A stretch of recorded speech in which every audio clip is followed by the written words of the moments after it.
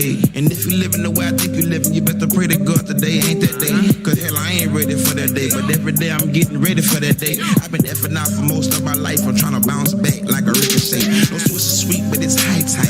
In Quaker English, it's nighttime. For the championship, you gotta play the game, and it's hellfire on the sideline.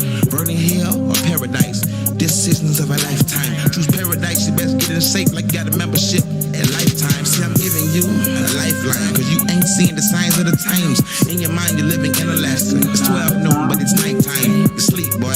I give game, I don't teach, boy. I give milk, then I break it down until you can digest the meat, boy.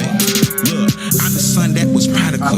What the Bible say is logical. You do wickedness that God can't see. Your Tom Cruise mission impossible. When you're in the box, you can't take it back. No repenting, no do-overs. I pray the Father dwells in me like the mercy seat when it's all over. I know it's nothing as I ought to know it, but I know that day is coming.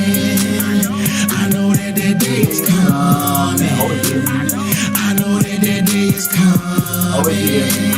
I know that day is coming. I know that day is coming. Coming. I know that day is coming.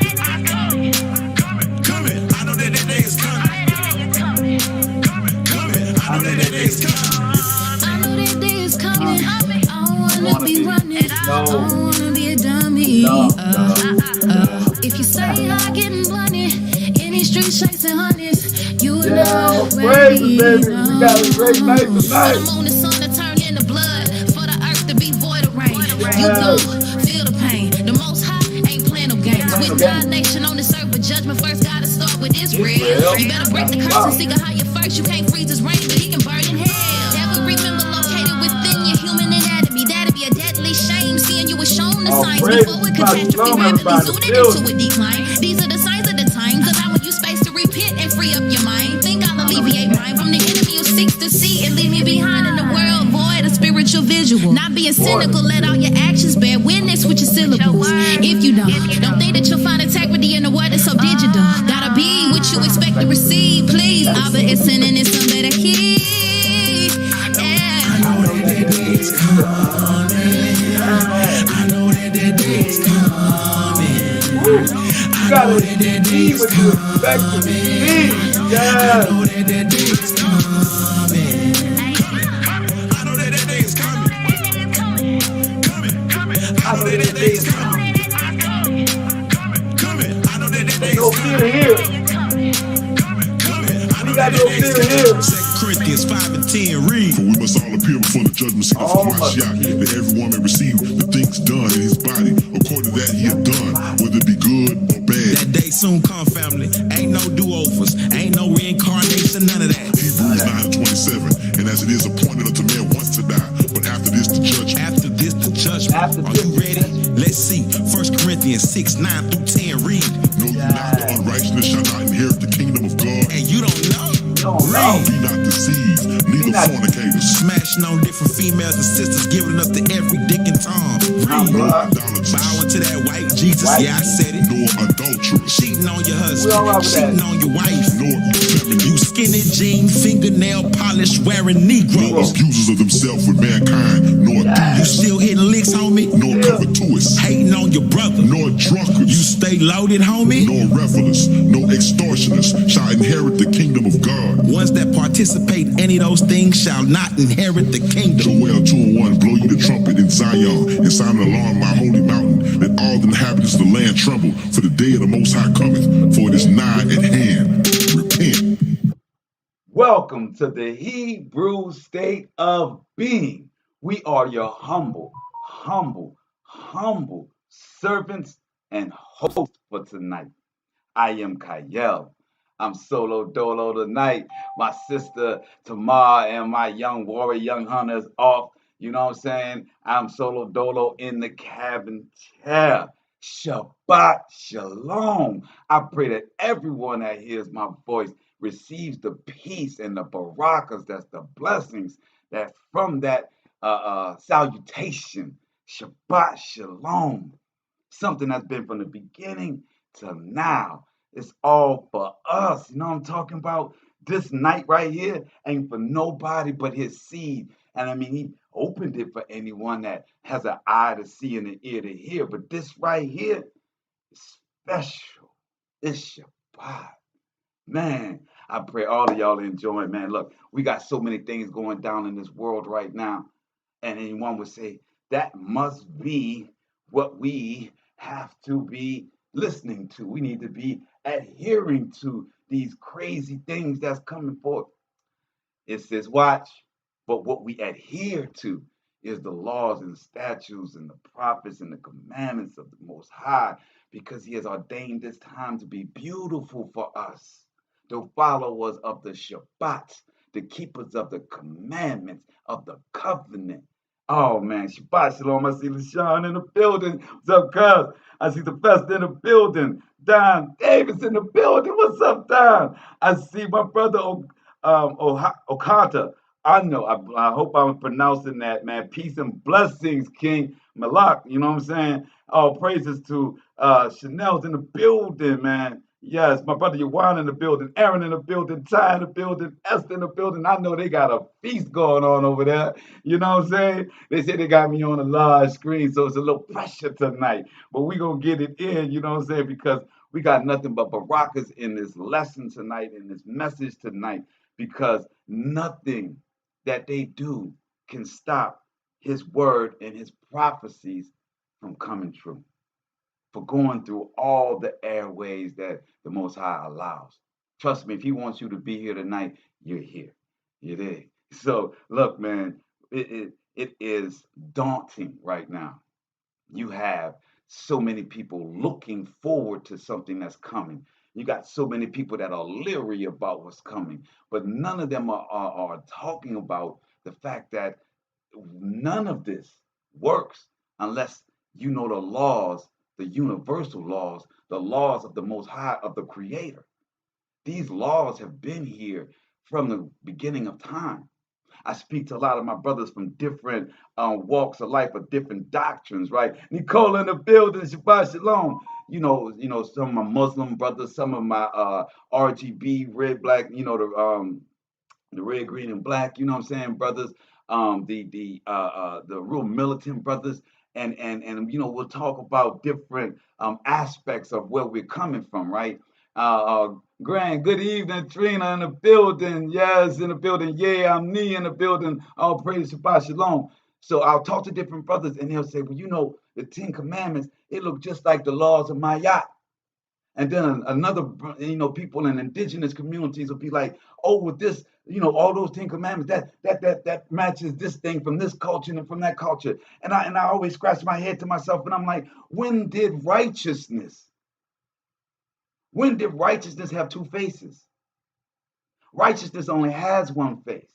And I don't care what your culture is or what your dwelling is. Right is right and wrong is wrong.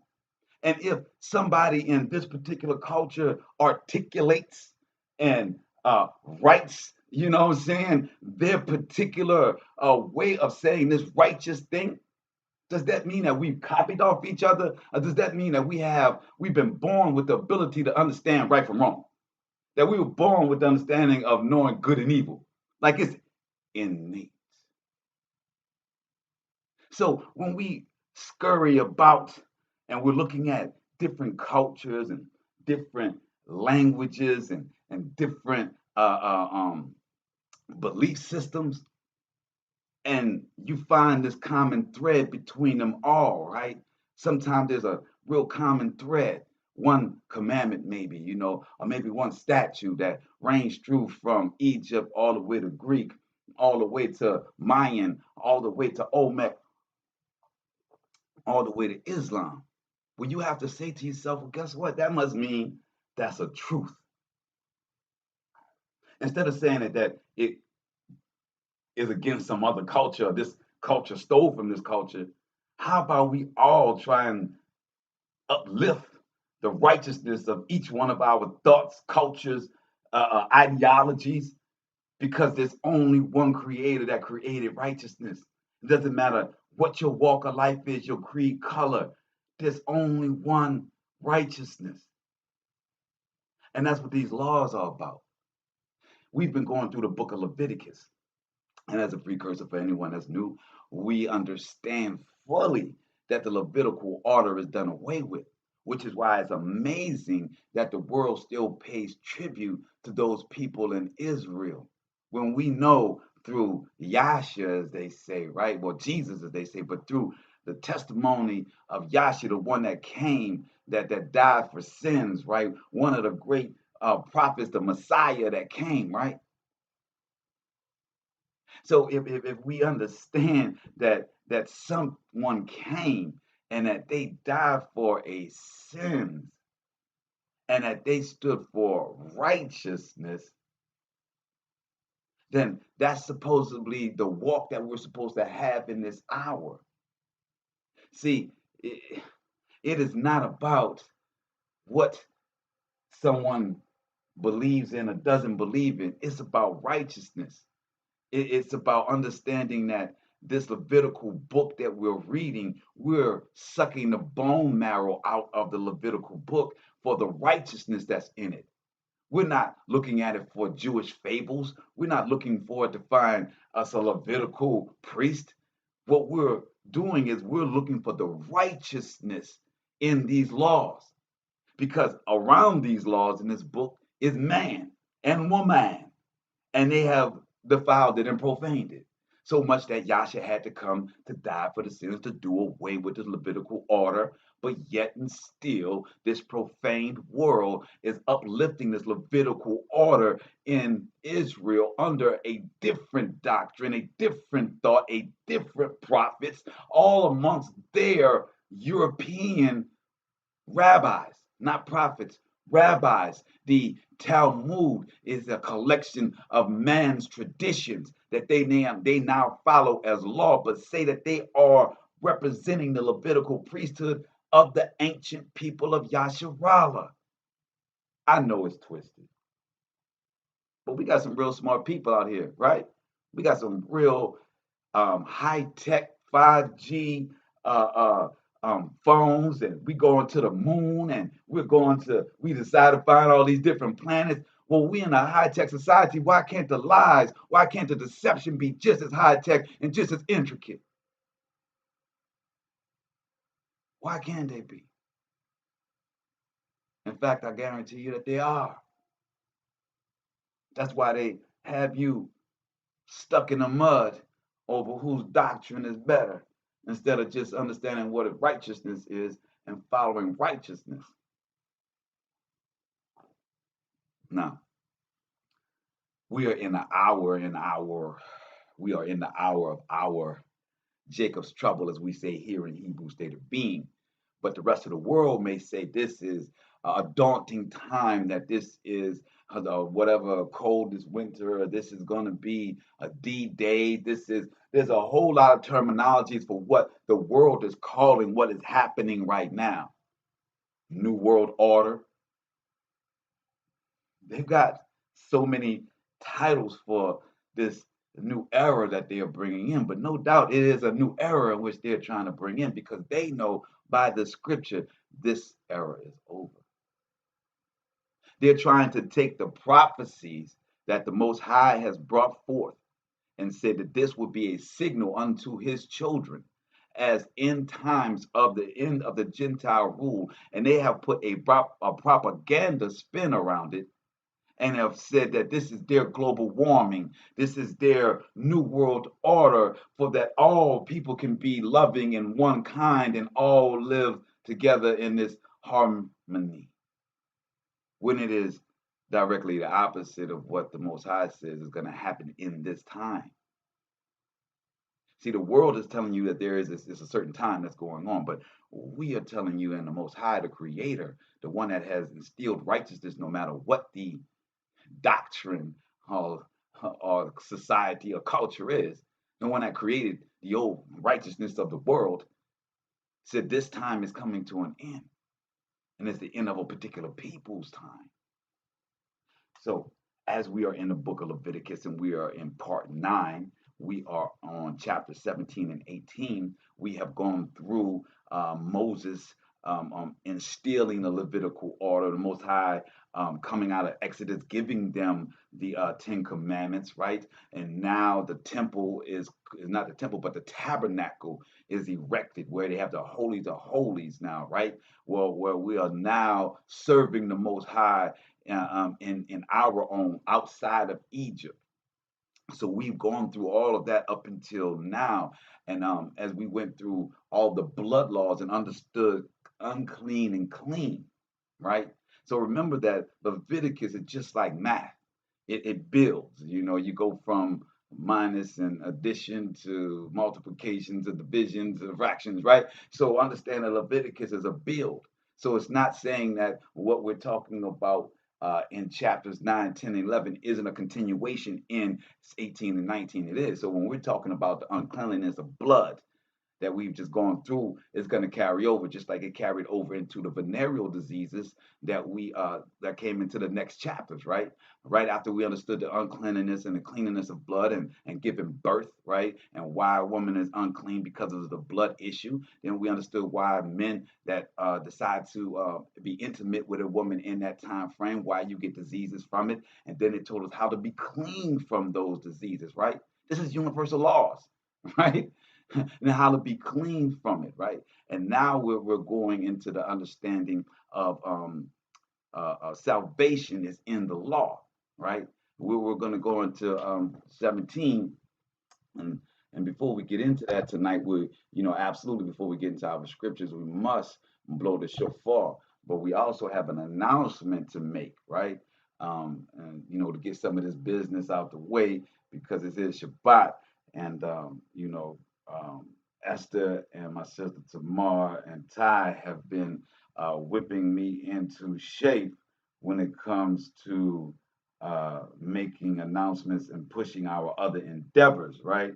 So on this night, we did with our other endeavors with blackmasking.org and trying to do our kingdom work, because everything that we do is connected to the scripture. We do everything in order of feast days and in his order of how he told us to go about building our community and doing for our community for our blessings.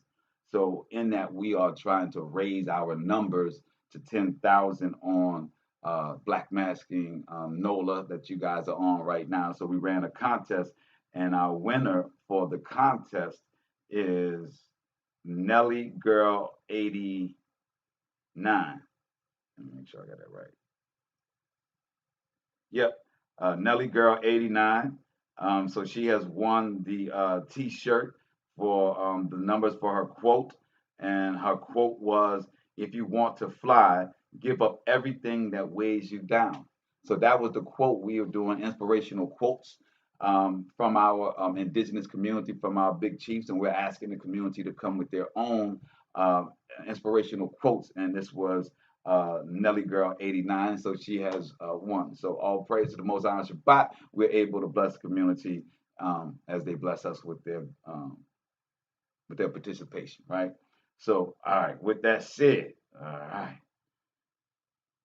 we now blow our shofar and bring the lesson into. All right, Esther, see, and you see, I'm now switch back and see you got thumbs up. I hope I did right. You know what I'm saying?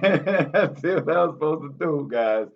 All right. That's the first time we ever made an announcement on Hebrew State of Being, because we like to stay strictly to the scripts. Remember, we don't take monies. We don't do none of that Patreon or ask for any of that. The Most High takes care of all of our needs, and we're thankful.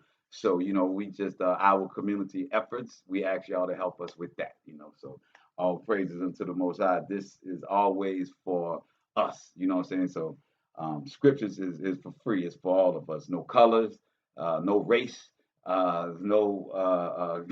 yeah, this is about character and following righteousness. If you're righteous, then, come on in, right? You follow these 10 commandments, come on in. And that's what you're going to find tonight. That there's no such thing as just black with the Most High. There's no such thing as a colored thing with the Most High. That everyone that wants to follow in righteousness, he is open arms, especially on the Shabbat. So let's blow our shofar and bring the congregation in. Yes, sir. Also, one more thing. As the shofar is blowing, I'm going to ask you guys to, we don't always put out prayer calls here, except for the one time we all asked everybody to pray at one time during the atonement or tabernacles. But tonight, I do ask that you guys pray for a dear friend of mine, his daughter, my brother Calvin Napoleon. I've been knowing since I was a child. His daughter had a really bad accident coming from LSU with her boyfriend. Her boyfriend friend pulled on the side of them, and the two guys decided to race. And when we understand it in this hour that we have to be following the Most High's laws, that we have to be calming down and listening to Him in all that we do. And the two gentlemen began to race on the I-10 coming back from college in LSU. And her boyfriend, as she was in the car, she was screaming for him to slow down. They got up to about 100 and some odd miles per hour, and his car went off the road, jackknifed and hit a tree. The young man did not make it. His daughter is going through her 9th surgery at this time, and that's who we're going to be praying for, Kennedy Napoleon. So we asked that when the shofar blows, that you guys ask for her healing for Kennedy Napoleon, as she's going to get ready. She has at least 2 more surgeries she has to go through. She's been doing great, as my brother said, but all of us in this hour, not just Kennedy, but all of Yasharale, all of the people in this world are going through great pains, mentally, physically, and spiritually. So, when we pray for Kennedy, we pray for all on this 4 corners of the Most High's earth right now for healing for them and for wisdom and understanding, and for them to have an eye to see and an ear to hear the righteousness and to come back to the laws of the Most High, so that we can receive His grace and mercy, because His covenant He has never broken. He's just asking for us to come back to it. So as we blow the shofar, Kennedy Napoleon, all praise.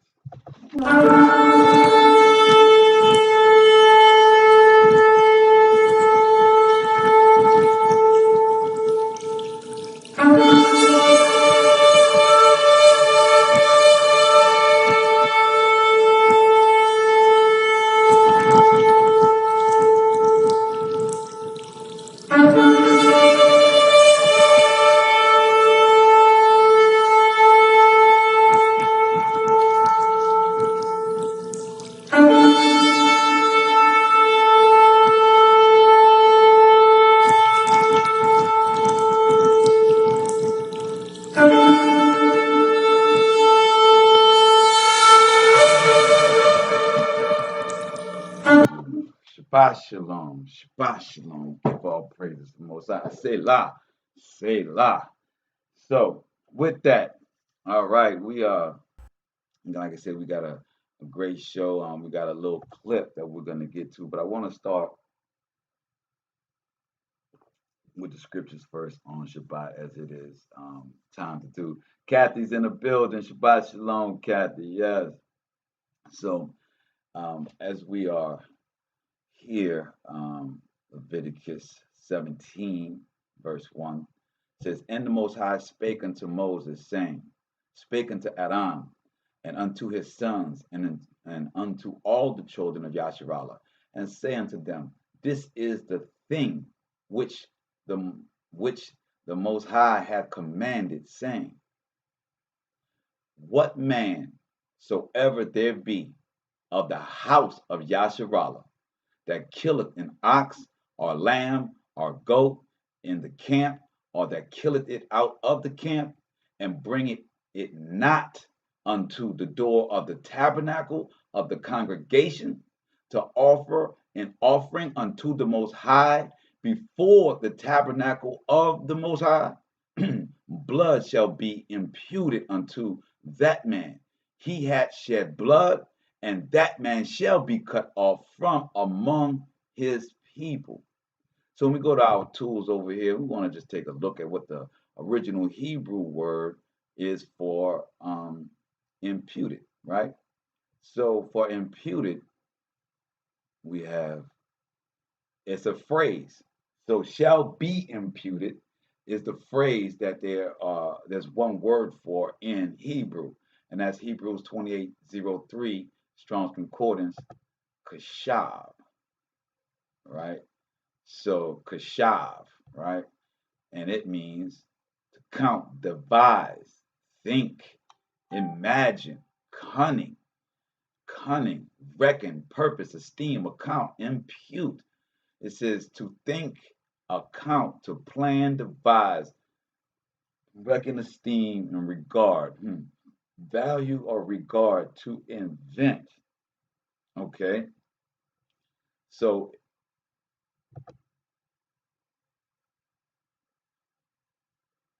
every man is to be kashav. Strong's H 2803. Chashav. Chashav. So we're gonna say kasher because it's CH for us in paleo is kasher, right? So, and it says here, so that we will be imputed with this. That it will be put inside of us, right? Let me go one more time. That we shall think of this, that we shall divide, that we shall plan this. That at this time, so make judgment, to esteem, to calculate. So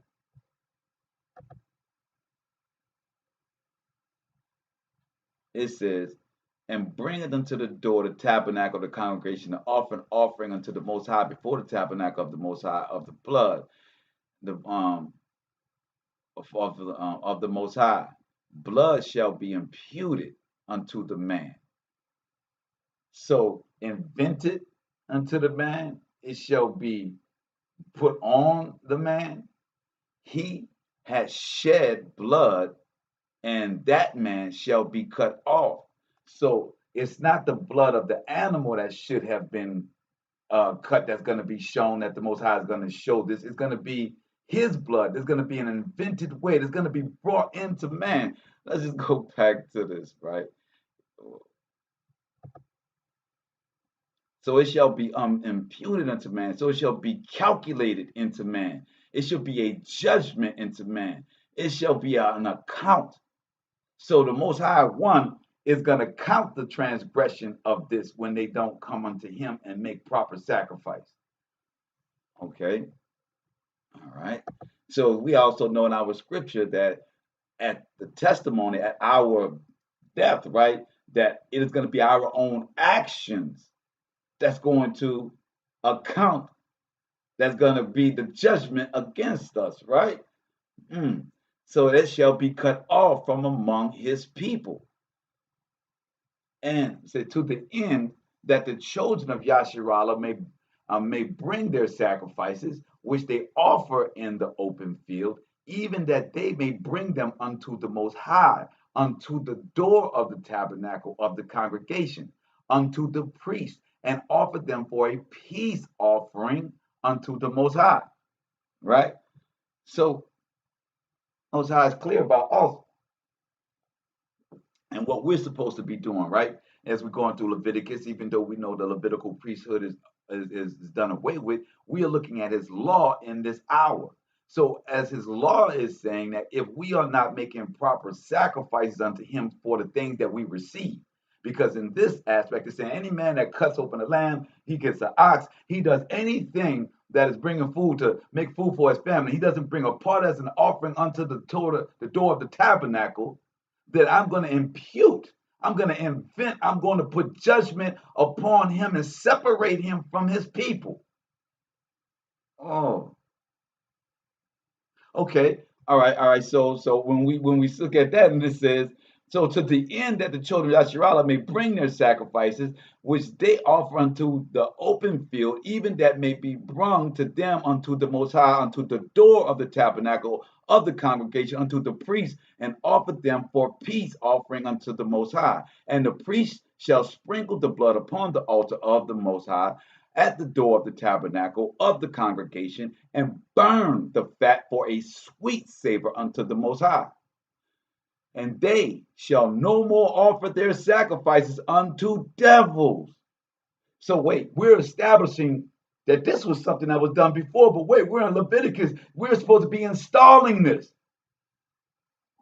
Wait, so if we're not installing this, this has been a practice. This has been done before. And then now we understand it was profaned when it was in Egypt, because if it wasn't profaned by Egypt, if it was started in Egypt, he would not have had us to redo it. He would not have told us to follow a practice that was in Egypt to now do when I have taken you out of Egypt. So obviously he's saying, and they shall no more offer their sacrifices unto devils, after whom they have gone a whoring. This shall be a statute forever unto them throughout their generations. So if we're understanding that these laws have been here, remember in the beginning of us breaking down Leviticus, I stated that we have to understand that we are in the Melchizedek order, the Melchizedek order, however you want to pronounce it. From the south, I said Melchizedek, but Melchizedek, right? That order was in with Shalom before there was a Jerusalem, right? When Abraham was just coming back from saving Lot, he gave his tithes unto Melchizedek. So there was a priesthood already in place. There was already an understanding of the Most High in place. And then you get a Levitical priesthood that was slapped in the middle and then done away with by Yasha, and now by Yasha put back in order as the Melchizedek order. Right? Because that's where we are. So during this Levitical time, we are now metaphorically taking that for us as understanding that whatever we receive from the Most High, that we ought to be thankful for in this hour. We are not to be concerned and hyperbolic and all nervous, and we ought to be rejoicing in this hour because we have peace right now in this hour. I don't care what's coming tomorrow, the day after tomorrow. Man not know. But man know that if he follows the covenant, if he follows the law, he has covering and grace and mercy. So that's what we're going to discuss in this hour. We're not going to discuss the fear that some people may have. We're going to discuss this law because that guarantees my grace and mercy no matter what the day will bring or the night shall bring. I give all praises, right? So as we go to 8, and it says, and thou shalt say unto them, whatsoever man there be of the house of Yasharale or of the strangers which sojourn among you, that offereth a burnt offering or sacrifice. So now we're not even talking about just Yasharale. We're talking about the other nations, the Gentiles. Who else will be among us? It's us and Gentiles, right? So it's saying that the Gentiles will be amongst us, and if they are amongst us, they must follow unto our same laws. So this is not about hate. Too many times people have given us as Yasharalites, people of Yasharale, that are being seen on the internet and YouTube mostly, right? Is cursing out all these people saying, you're going to be my slave, you're going to be all this. But in actuality, when we understand and read scripture, that we are not gonna, they're gonna be our slaves, and then we're gonna sell them to the Sabines, the Sabbatines. If you read your scripture, right? So you're never gonna be a point where we are gonna be those type of people. The Most High wants us to be a holy, royal people. We are not to be slavers. We're not to get into the European way of state of mind. It ain't get back time. It's time to get back with the Father. I don't want to beat no white man. I don't beat no Asian man. I want them from out my face. I want righteousness in front of me, pure. Whatever that may be, I want righteousness to stand before me as I stand before it, as it judges me and I judge it. Because as it says in Psalm 35, David said, I'm so tired of iniquity that I'm ready to be judged. Judge me first and then judge everybody around me. I'm ready. You see, that's what we're doing in the hour. And it says, whosoever man there be of the house of Yasharale or of the strangers which sojourn among you, that offereth a burnt offering or sacrifice, and bring it not unto the door of the tabernacle of the congregation, to offer it unto the Most High, even that man shall be cut off from among his people. So now the Most High is saying, look, if they sojourning among you, and they trying to get it on, they prospering up under us, And they're not giving thanks unto me because you can only employ them because of the resources and the grace and mercy that I've given you. So when they get from you, they got to give praise back unto me. If not, then I will cut them off of their own people. You can't tell me my Most High ain't gangster. You gonna tell me about something. My Jesus loved me. He gonna forgive me of all my sins.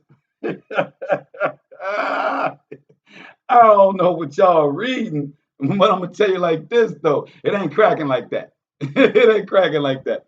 And in verse 10 it says, and whatsoever man there be of the house of Yasharale, or the stranger that sojourn among you, that eateth any manner of blood, I will even set my face against that soul that eateth blood, and will cut him off from among his people. Not even they're not even Hebrews. For the life of the flesh is in the blood, and I have given who? And I have given it. I'm giving it to you upon the altar to make an atonement for your souls. When you look back at antiquity and you look at certain tribes, the only time they ate meat was when they did a sacrifice for a feast day. They were vegetarians the rest of the year. They ate grains. They only ate from the feast when they slaughtered, and whatever they were able to keep throughout the year, whatever they were able to keep that was not eaten at certain feast. So, and it says in 12, oh, my cousin Adam in the building, boy, I love you. It said, therefore I said unto the children of Yasharale, no soul of you shall eat blood, neither shall any stranger that sojourn among you eat blood. And whatsoever man there be of the children of Yasharale, or the strangers that sojourn among you, which hunteth and catcheth any beast or fowl that may be eaten, he shall even pour out the blood thereof, and cover it with dust. For it is the life of all flesh. The blood of it is for the life thereof. Thereof I said unto the children of Yasharale, ye shall eat the blood of no manner of flesh, for the life of all flesh is the blood thereof. Whosoever eat it shall be cut off. And every soul that eateth that which died of itself. Check this out.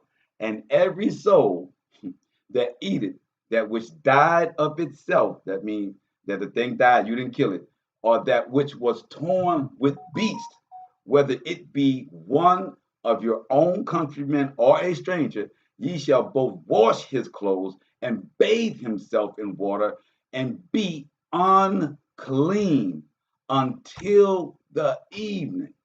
Then shall he be clean. Remember, what's been the theme here? The blood. The blood cleanses you. The blood is the life. The blood is the power. Your blood designates you as the seed of Jacob. Your blood is your covenant.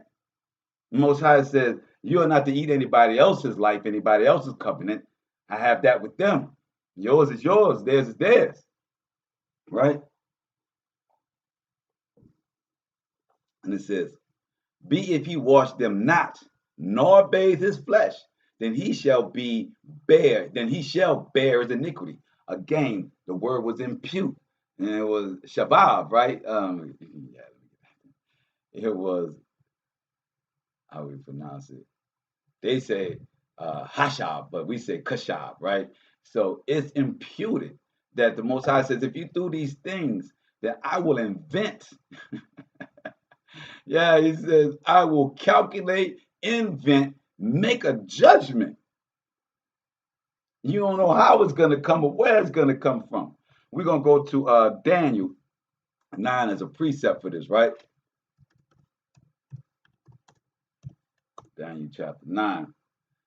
And it says, in the first year of Darius, the sons of Ashurius, of the seed of the Medes, which was made king over the realm of the Chaldeans. Remember, the Chaldeans is Nimrod. Remember, Nimrod is the Sumerians. That's where you get your Sumerian tablets from. That's where you get your Babylon. So we're talking about Darius, who was of the Medes, the Persians, right? Which was made king over the Africans, the Chaldeans, right? So the Hamites. In the first year of his reign, I, Daniel, understood by books the numbers of the years whereof the word of the Most High came to Jeremiah the prophet, that he would accomplish 70 years in the desolation of Jerusalem, that he would accomplish 70 years. And I set my face into the Most High to seek by prayer and supplication with fasting and sackcloth and ashes. So when we in our life, man, if you ever get to that point where you just feel like there is nothing else, people that come to the point of even wanting to not be thankful of the gift of life, the breath that the Most High has given, and want to commit suicide because you feel like you just got no answers, or you want to go and do drastic things, pull guns, lie, manipulate, do evil things. But the Most High says, you ain't got to go that far. But if you lay up there and stop eating, right? If you fast and you supplicate, mean that you, like atonement, you afflict yourself, mean that you are asking for forgiveness for your sins. Put yourself in sackcloth, meaning that you take down all of the jewelry and all the fancy things that make you feel like you're doing something in this world, and put yourself in ashes and dirt. Show yourself humble. Break your shoulders unto me, and I will answer thee. So maybe try this Daniel 3 before we try lighting candles in these churches, or try and light sages and trying to do or God, Most High forbid you got your little like these dudes I know got these little altars by the door and whatnot. Most High forbid you ain't got none of that thing cracking with your divination. But just try humbling yourself. Try breaking your shoulders and acknowledging the Most High and saying the things that are happening unto me right now is happening for a reason. The Most High controls all things. He is letting this happen unto me. Let me supplicate, break myself, think about my actions. Look at what I've done, what words I've put out. What evil have I put into this world? What things are coming back into me that my spirit has put out? Supplicate yourself and then ask for forgiveness unto that earnestly with your whole heart. He hears you. And 4 it says, and I prayed unto the Most High and made my confession and said, O Most High, the great and dreadful Most High. Oh, see, Old Testament understood the business. You ain't hearing all that. Oh, sweet pastor, the one that saves all things, the one that's the lamb and the blood. Nah, the Old Testament said, look at here. The Most High of great and dreadful things, keeping the covenant and mercy to them that love him, period. You get the covenant and the mercy to them that love him. Ooh. And to them that keep his commandments. That's why we're in Leviticus. We got to know what these commandments, we got to understand what these laws are. We got to understand what's been done away with. We got to know what we can still do and not doing it from a grievous standpoint, because ain't none of this grievous. FEMA camp is grievous. Worrying about your child being able to come home and not be killed in the streets by police officers, that's grievous.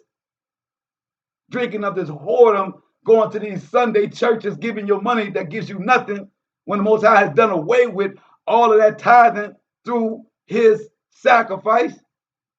Your sacrifice now is obedience, right? That's what we've been going through Leviticus. It is obedience over sacrifice, right? So what you going to be obedient to?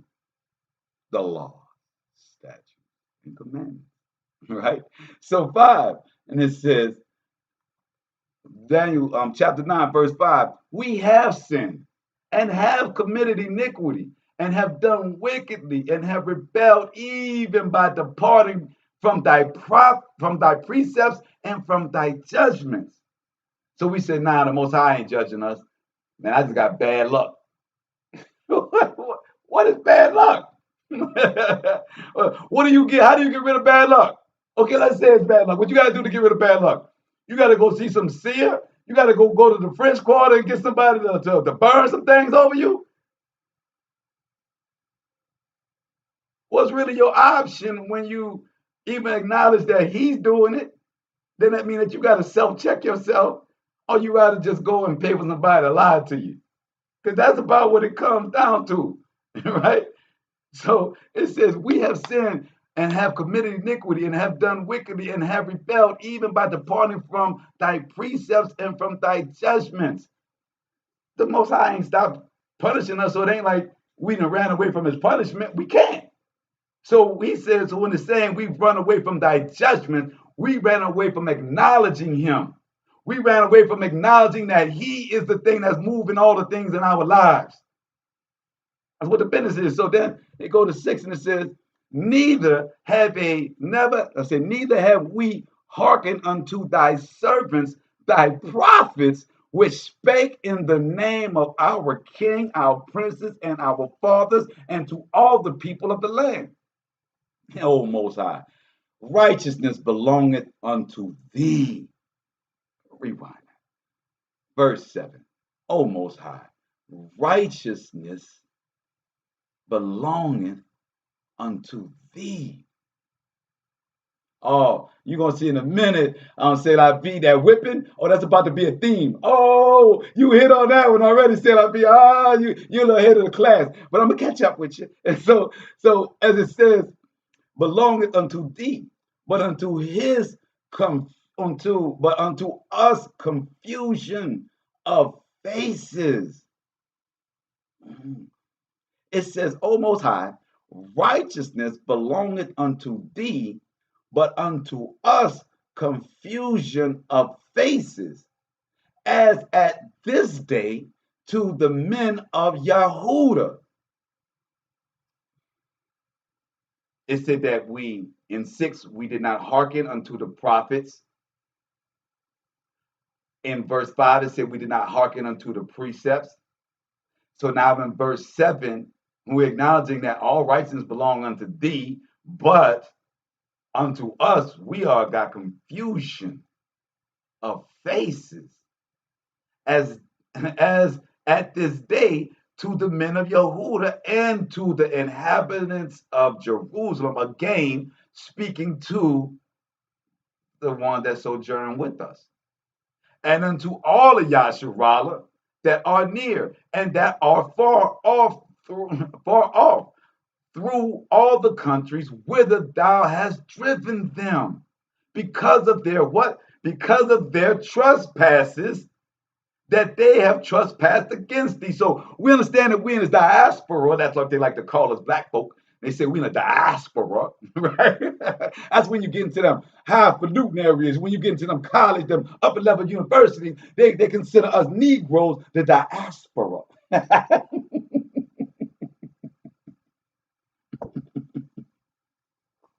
So the diaspora is speaking to Daniel 9 verse 7.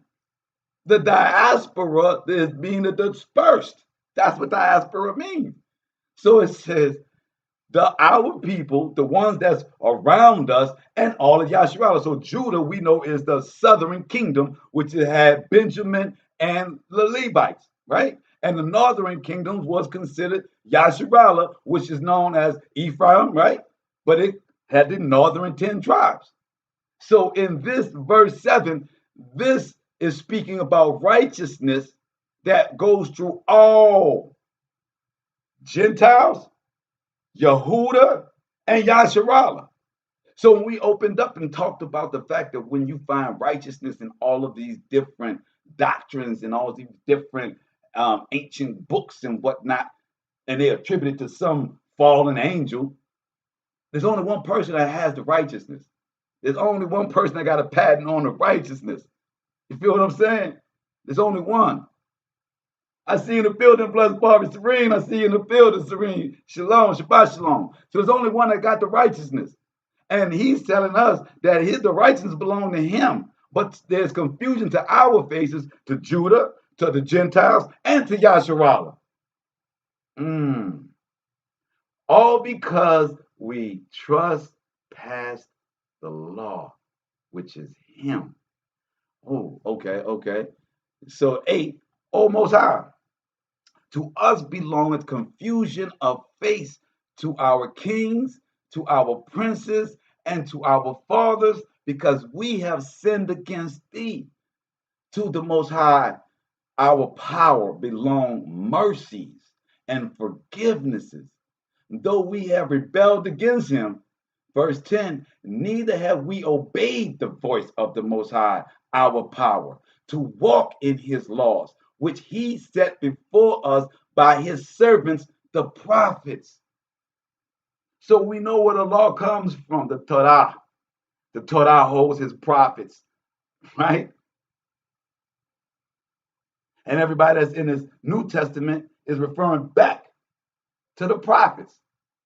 Because again, there's only one righteousness, whether you're Jew, Gentile, Chaldean, Mede, Persian, Japhet, Hamitic, Shemitic, you all under one righteousness.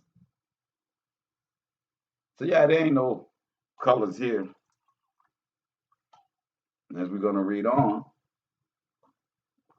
the ones that have done us wrong, they're going to be put into captivity, but it's going to be by the Sabbateens.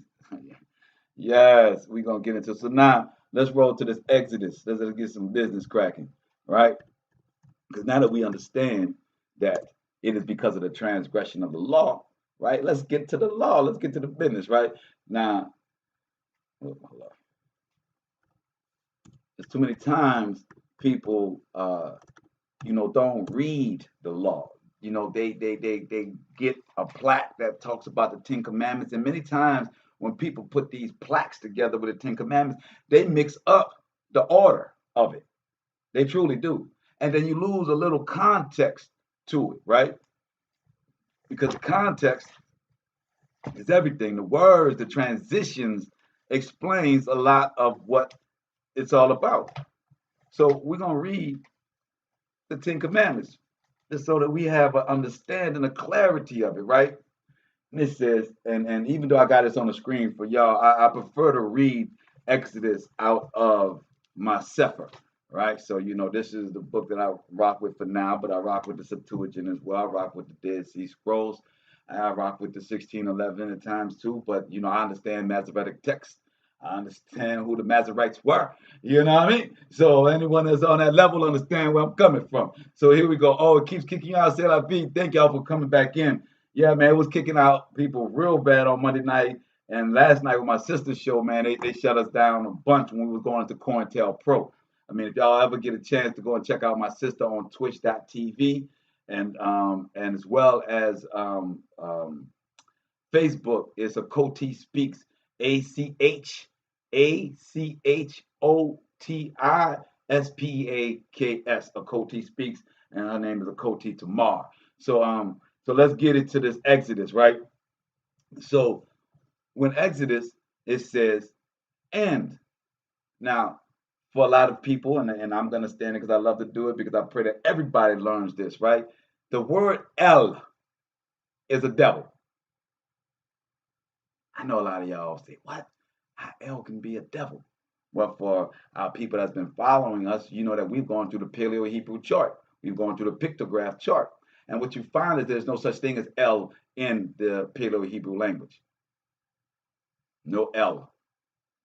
The E and the L that comes together is in Aramaic. And in Aramaic, it means sun, God. And in Greek, it means Helios. El and Helios is the same word, meaning the same thing, the sun, not the S-O-N. Our Most High gave us the Aleph Bet. That is the name of our Hebrew alphabet, is the Aleph Bet. And the first letter of the Aleph Bet is Aleph, A-L-E-P-H. They replaced the A-L-E that we will put on a lot of our words, which you'll see Yasharale. It ends with the A-L-E. The Al is for the head, the crown. He is our crown. So we understand that Elohim is speaking unto their gods. So when we pronounce it, we pronounce it with the A-L-E on the front of it, which is Alahayim, right? So that's the A-L-E for the Allah, not Allah like A-L-L-A-H, right? Nah, this is what they all stole from us. Understand that that is the, late doctrine of Allah, right? So we understand that we say Allah, Alahaya, which is singular, Alahayim, which is plural, meaning his right hand, Shadiah, his son, the Yasha, the salvation, right? The only one that came here, right, in the physical form, right? Because man cannot handle to see the Most High up front, right, in his face. So we understand that. So now as we go into it, right, we say, and Alahayim spoke all these words, saying, I am the Most High, which have brought you out of the land of Mizraim, out of the house of bondage. Verse 3, you shall have no other Alahayim before me. No other, right? Verse 4, you shall not make unto you any graven image or any likeness of anything that is in the heavens above, or that is in the earth beneath, or that is in the water under the earth, which is the firmament. You shall not bow down yourselves to them nor serve them. So when we talk about the nuances, right? Usually you will hear that you have no other gods but me, and then they leave it at that. But here we understand it says, make no graven images, because they don't like to put that in them little 10 commandment charts, because they have graven images. That's all that they have in their doctrine is graven images, right? So, of course, they find that good, So and it says, but it says, not only are you not to make anything up in the heavens, so that means that you would not put a picture of Yasha on a cross, which in Galatians 3:13 and many other verses it speaks of the tree, and the curse of the tree is just where he was hung and not on some cross, right? We understand that all this is blasphemy. All of this is idolatry from the fallen angels.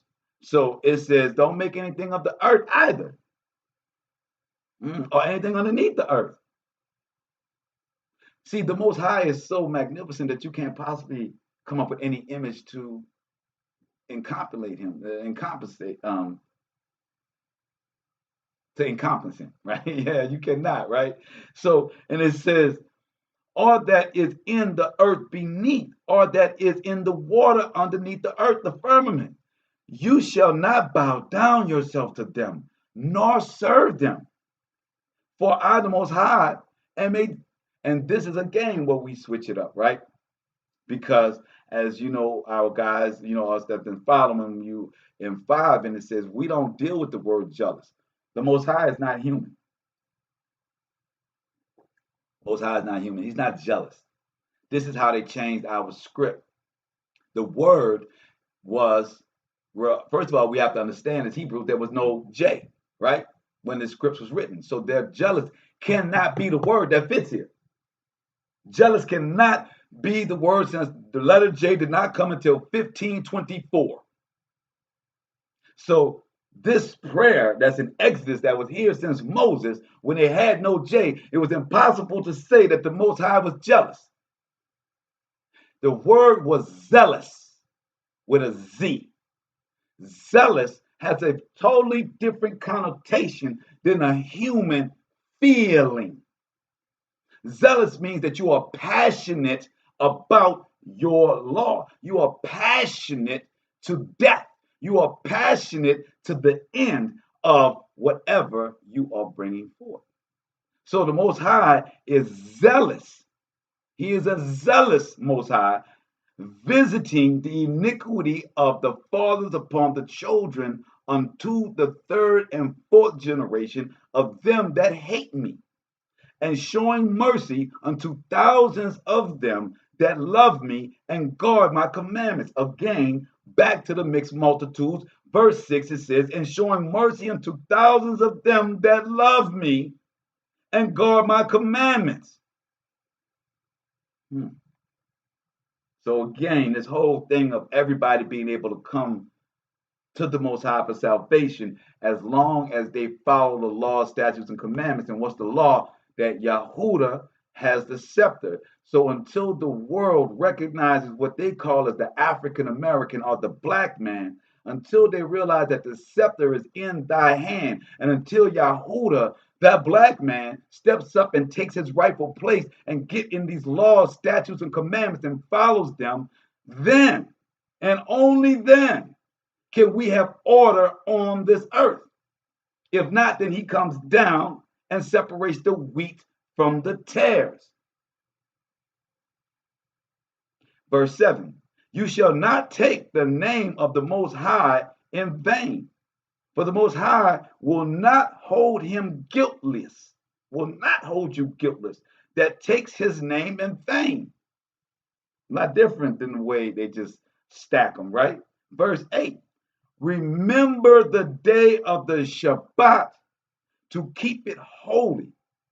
Now, this one here is the fourth commandment. And somehow, every doctrine, every which way of the world, they seem to just skip right over this as a commandment and call themselves a follower. They go on a different day and yet say that they are a follower. The Most High has a special place for them. That is the place of the hypocrites. Oh, he talks deep about hypocrites. If you ever want to just really see how the Most High is angry, Google one time scriptures about hypocrites. Let's get it.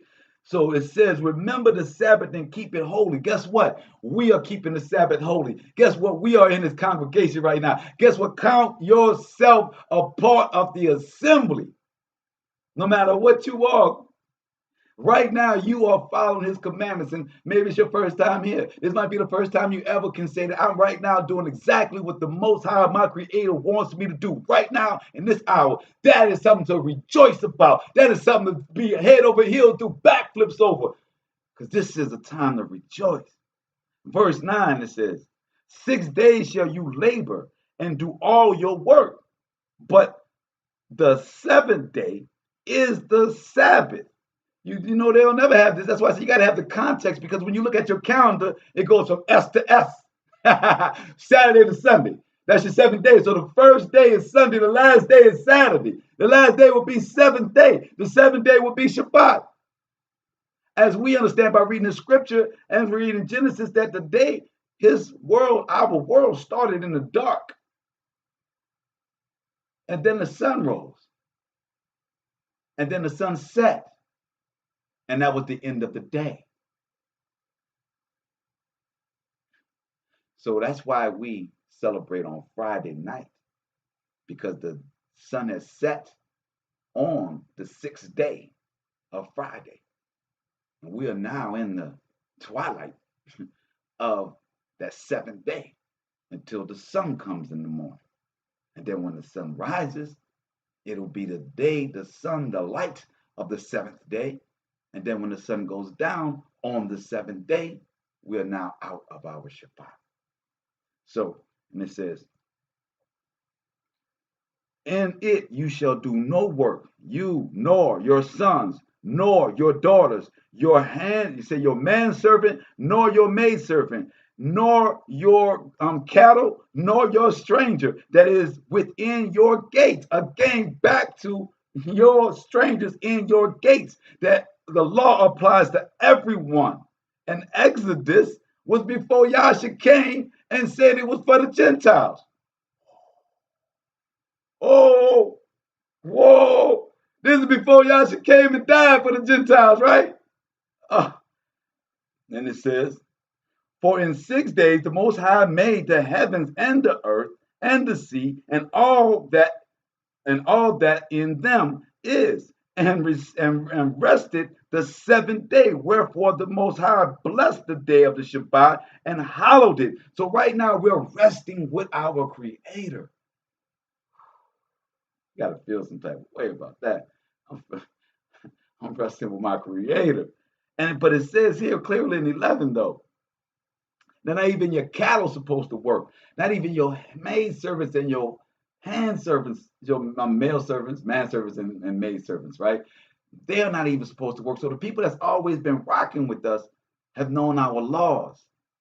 So when we wonder how the world is emulating us, when we wonder how these people can say that they are us, where did they get our doctrine, where did they get our understanding? Well, they've always been amongst us, and they've always had to adhere to our laws. That's why you have these Sanhedrin people going to the UN talking about the Abrahamic laws, talking about they're the children of Abraham.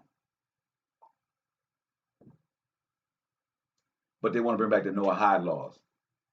Big difference between Noah and Abraham. Noah gave birth to the seeds. Abraham gave birth to the seeds that were promised unto him as a holy seed. So that means Japhet ain't necessarily guaranteed what Abraham is talking about. You know what I'm saying?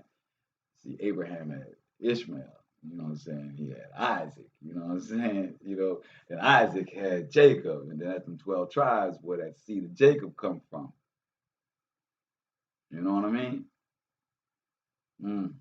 So then it says, 12, honor your father and your mother, and your days may be long upon the land which the Most High gives you. So they say obey, and here it says honor. What is the difference between obey and honor? You don't have to honor somebody that you obey. You really don't. Your job, you obey what they tell you to do at your job. That don't mean you honor them. You don't go and tell everybody this is a great place, it's a great boss. I honor them. I bring in gifts and treats to them. I tell everybody that if it wasn't for them, then who know where I would be. That's honoring. Obeying is doing as you're told.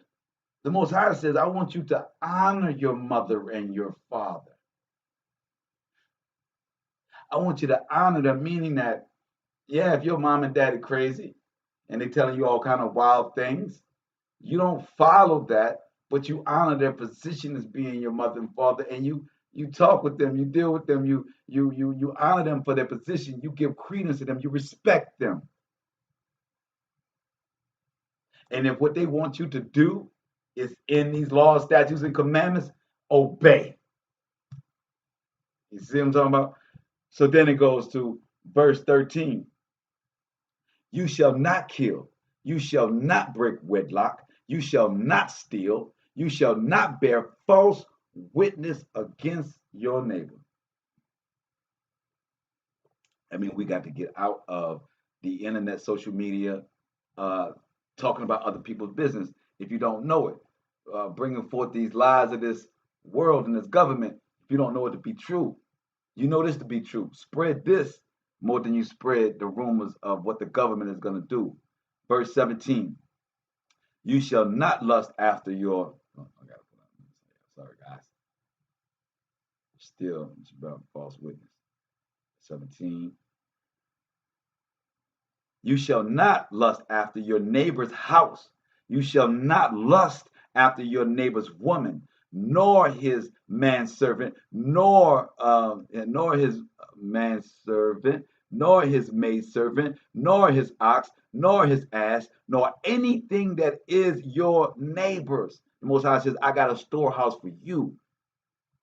And all the people saw the thunderings and the lightnings and the noise of the shofar, those trumpets that we blew tonight, and the mountain smoking.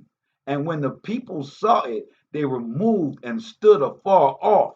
Verse 19, and they said unto Moshe, this is the part I love about the Ten Commandments, why I love reading Exodus 20. But these lines about to come right here, because this explained to me why this world is the way it is.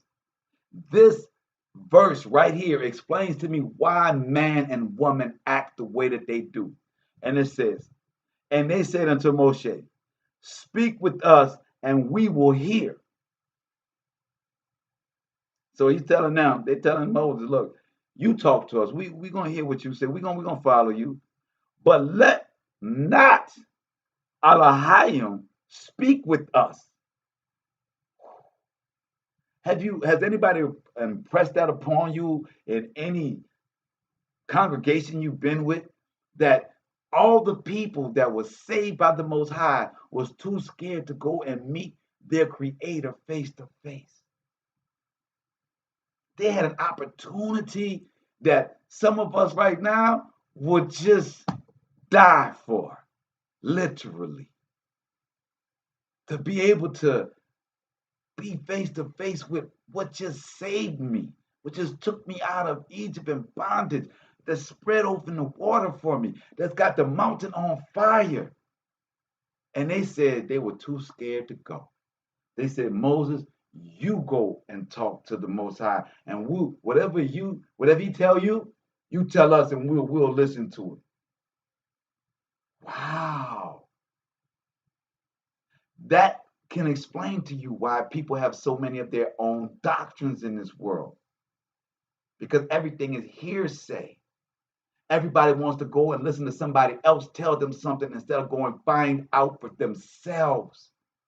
Instead of having enough courage, enough love of your Creator to want to hear His words, to hear what He wants to say to you, to find out what your treasures are. Instead, we break these 10 commandments by going and taking from somebody else because we won't go to our own Creator and find out what He has for us. We want to take from our neighbor. We rather not listen to our mother and father and tell us how to go into our Creator, how to be humble, how to follow righteousness, and we go and get it how we live. Every one of these common sense commandments that people think is written by a white man, this is common sense to keep yourself sane in this world. So that you don't look for what other people have, so you won't be susceptible to the lies of other people. If you don't want what they have, then you're not susceptible to their lies.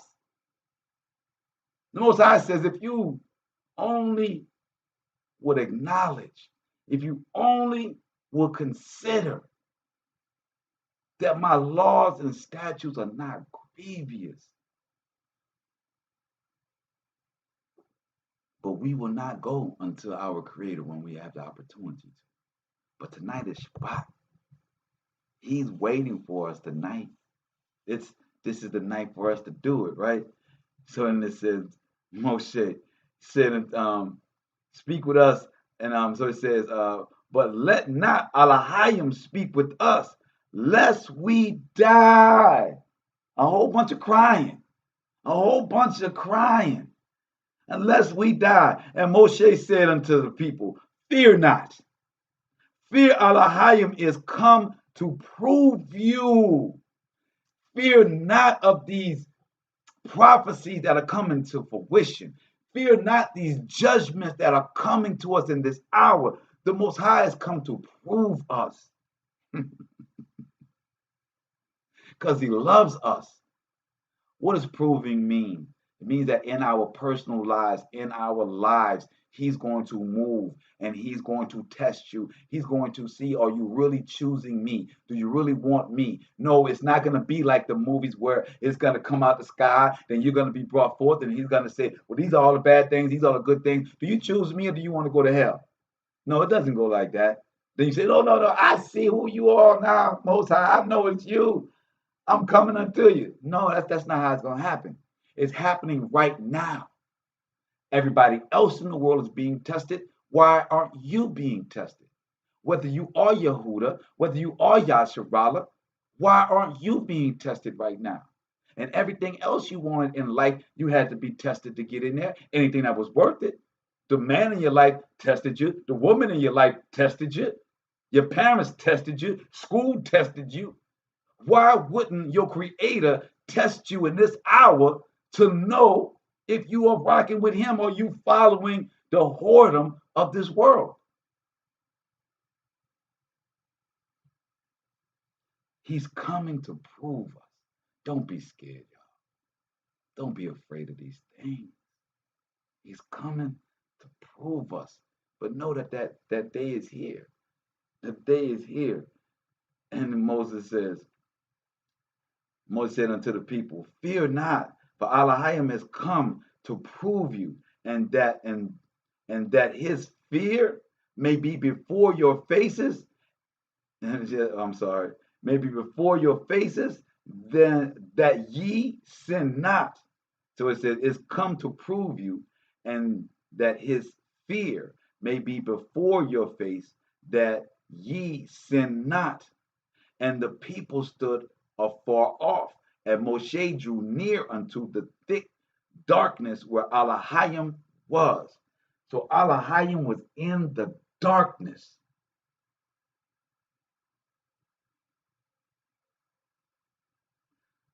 Elohim was in the darkness. Moses says, do not be afraid to go into the darkness. He wants to show you his face so that you will sin not. Yes, he has a big bad bark and an even worse bite.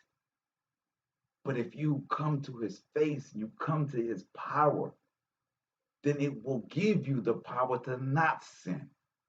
It'll give you the understanding to walk continually unto him.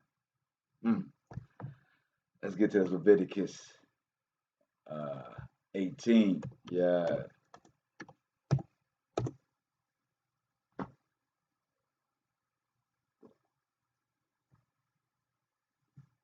So Leviticus 18 goes, and the Most High spake unto Moses, saying, speak unto the children of Yasharale, and say unto them, I am the Most High, your power.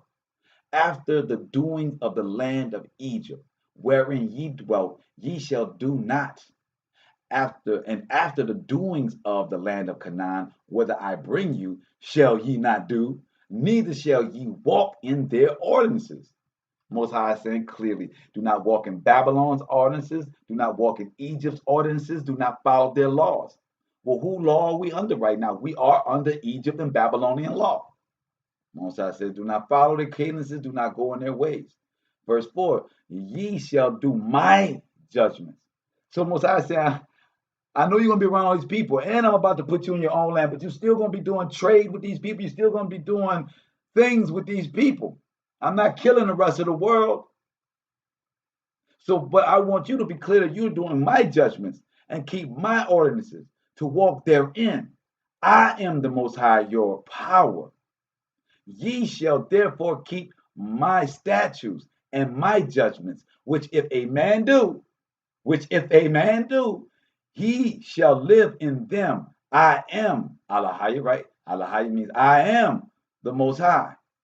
None of you shall approach to any that is near of kin to him to uncover their nakedness. I am the Most High. The nakedness of thy father or the nakedness of thy mother shalt thou not uncover. She is thy mother. Thou shalt not uncover her nakedness. The nakedness of thy father's wife shalt thou not uncover. It is thy father's nakedness. So the Most High says, even if your father's not with your mother, you cannot look at your father's woman because you're not uncovering her, you're uncovering your father, you're being disrespectful to your father, you're not honoring your father. Verse 10, the nakedness of thy son's daughter, of thy daughter's daughter, even their nakedness thou shalt not uncover, for theirs is thine own nakedness. So you can't look at your son's daughter or your daughter's daughter, your granddaughter. You can't look at her. That's your blood. That's you. The nakedness of thy father's wife's daughter, begotten of thy father, the nakedness of thy father's daughter, begotten by thy father, she is thy sister. Thou shalt not uncover thy nakedness. Thou shalt not uncover thy nakedness of thy father's sister, your aunt. She is thy father's near kinswoman. So it says kinswoman. So when it said in the beginning, you should not go near your kin. So here we understand near kinswoman is being referenced as the aunt of your father. So that's a near kinswoman. So kinswoman would be your mother, your daughter, or your sister, right? Thou shalt not uncover the nakedness of thy mother's sister, for she is thy mother's near kinswoman, your aunt. Thou shalt not uncover the nakedness of thy father's brother.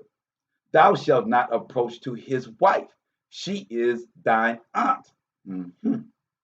Thou shalt not uncover thy nakedness of thy daughter-in-law. She is thy son's wife. Thou shalt not uncover her nakedness. Thou shalt not uncover the nakedness of thy brother's wife. It is thy brother's nakedness.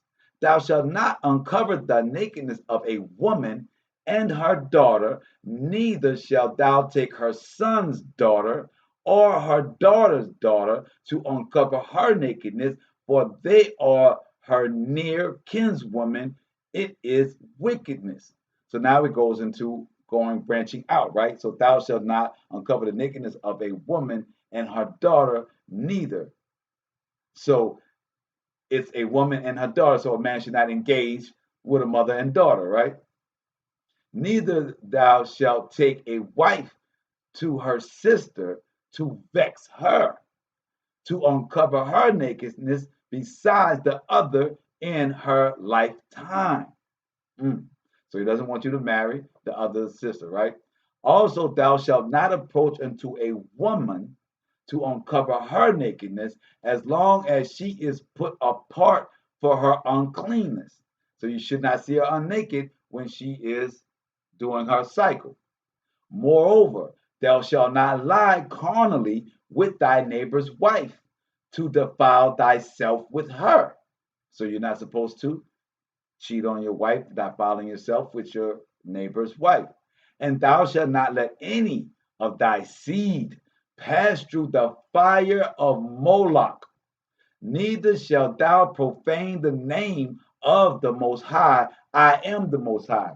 So there was a process in the kingdoms of Moloch, which came from Gilgamesh, which came from Nimrod, that they would make their sons go cross over the fires, walk through these hot coals to give praise unto Moloch. They would even sacrifice their children unto Moloch, right? The Most High says, don't do that at all. Thou shalt not lie with mankind as with womankind. It is abomination. Now, many people understand that the cultures of Greek, the last 10 Caesars were all had husbands and wives. It was an entire homosexual community, the Greek society. We understand in the Egypt society that the pharaohs would have sex with the 13-year-olds to open a pineal gland. Now, we don't know in antiquity, if anybody can tell me, but I haven't found a line that made a lineage between the time of old Egypt to the time of the Greek-owned Egypt, which was in BC, which is known as Ptolemy, right? We know Memphis. When they speak of Egypt and Memphis, we know directly that is the Egypt, that was the Greek ran Egypt.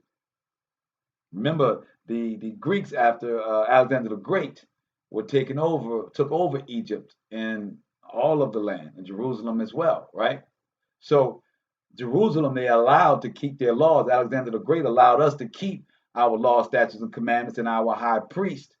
That was not the same for Egypt. They dismantled all of them and became their gods, and that's how you have the connection between the Greek and the Egyptian. And they say that all of the Greek gods are the Egyptian gods. Yes, because they took it over. All right. And this was their culture. So I don't know if before the Greeks came in that the pharaohs weren't having sex with the little 13-year-old boys to open their pineal gland, but definitely after they came in, this was their culture overall. Most High says this is something that we are not to do. This is the culture of the land. Neither shalt thou lie with any beast to defile thyself therewith. Neither shall any woman stand before a beast to lie down thereto. It is confusion. So the Most High told us earlier about following false gods was confusion. So again, we got the word confusion right here when we're talking about bestiality and homosexuality. That this is all a confusion and against the law of the Most High. It's the same thing, along with child molestation. Defile not ye self in any of these things, for in all these the nations are defiled, which I cast out before you. So the ones that are following this, these are the people that's going to be cast out by the Most High. Point blank, right? And it says, and the land is defiled. Therefore, I do visit the iniquity thereof upon it. And the land itself vomited out her inhabitants. So now we're about to get into the understanding in this law that the Most High controls this body of this earth, that everybody wants to pray to his mother earth, that the Most High says that when you are not following his laws, his earth will vomit you out. As we're getting into the diseases, stick with me, guys. We're going somewhere tonight. It's only getting, look, it's about to get better, right? So it says, ye shall therefore keep my statutes and my judgments, and shall not commit any of these abominations, neither any of your own nation, or any stranger that sojourneth among you. The Most High keep making provisions for the Gentiles that follow us from the beginning of time, right? For all these abominations have the men of the land done, which were before you, and the land is defiled, that the land spew not you out also. The Most High said the land is going to spew you out also if you're not following the law, statutes, and commandments. Right now, we got volcanoes everywhere. We got eclipses happening. We got earthquakes happening. We got tsunamis happening. You don't think that that's the earth vomiting up? Again, we said in the beginning, you have to consider all things by the Most High. Will we consider? Will we consider? And it says, 29, for whosoever shall commit any of these abominations, even the soul that commit them shall be cut off from among their people. So whosoever commit these abominations, what's abominations, man? Hold up, I just gotta go back, man. Because abominations was clear, right? We're not supposed to see the nakedness of anybody that's close to our kinfolk. Aunties, uncles, anybody that's connected to them, they daughters and whatnot. None of that. That's all kinfolk. We ain't supposed to be uncovering their nakedness. And we're not supposed to be sleeping with our neighbors' wives. We're not supposed to be going against the 10 commandments of covetousness. And we're not supposed to be making our children follow these false gods and images and taking our children to follow these Catholics, these divinations, right? And it says, neither is man supposed to lay with another man like he lays with a woman. It's an abomination. And neither should you lie with animals, and neither should a woman lie with an animal. It is an abomination. It is confusion. It says, defile yourselves not with these things of these nations that I cast out before you. So that means every nation is into this. That means that the nation that you live in, just because you don't see it, don't mean it ain't happening. Just because you don't see, giant animal orgies happening, don't mean it's not happening. The Most High is telling you these things are happening. These people that you praise and think they're great leaders in the Senate and great leaders and presidents like to get peed on. Facts. And it says, therefore shall ye keep my ordinance.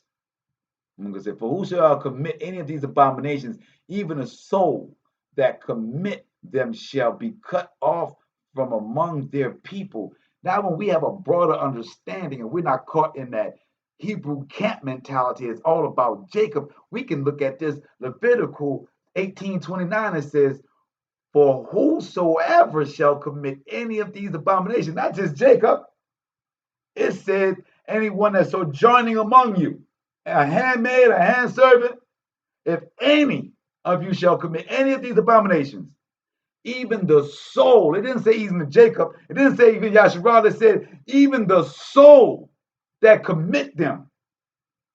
No color, no nation, no blood. The soul shall be cut off from among their people.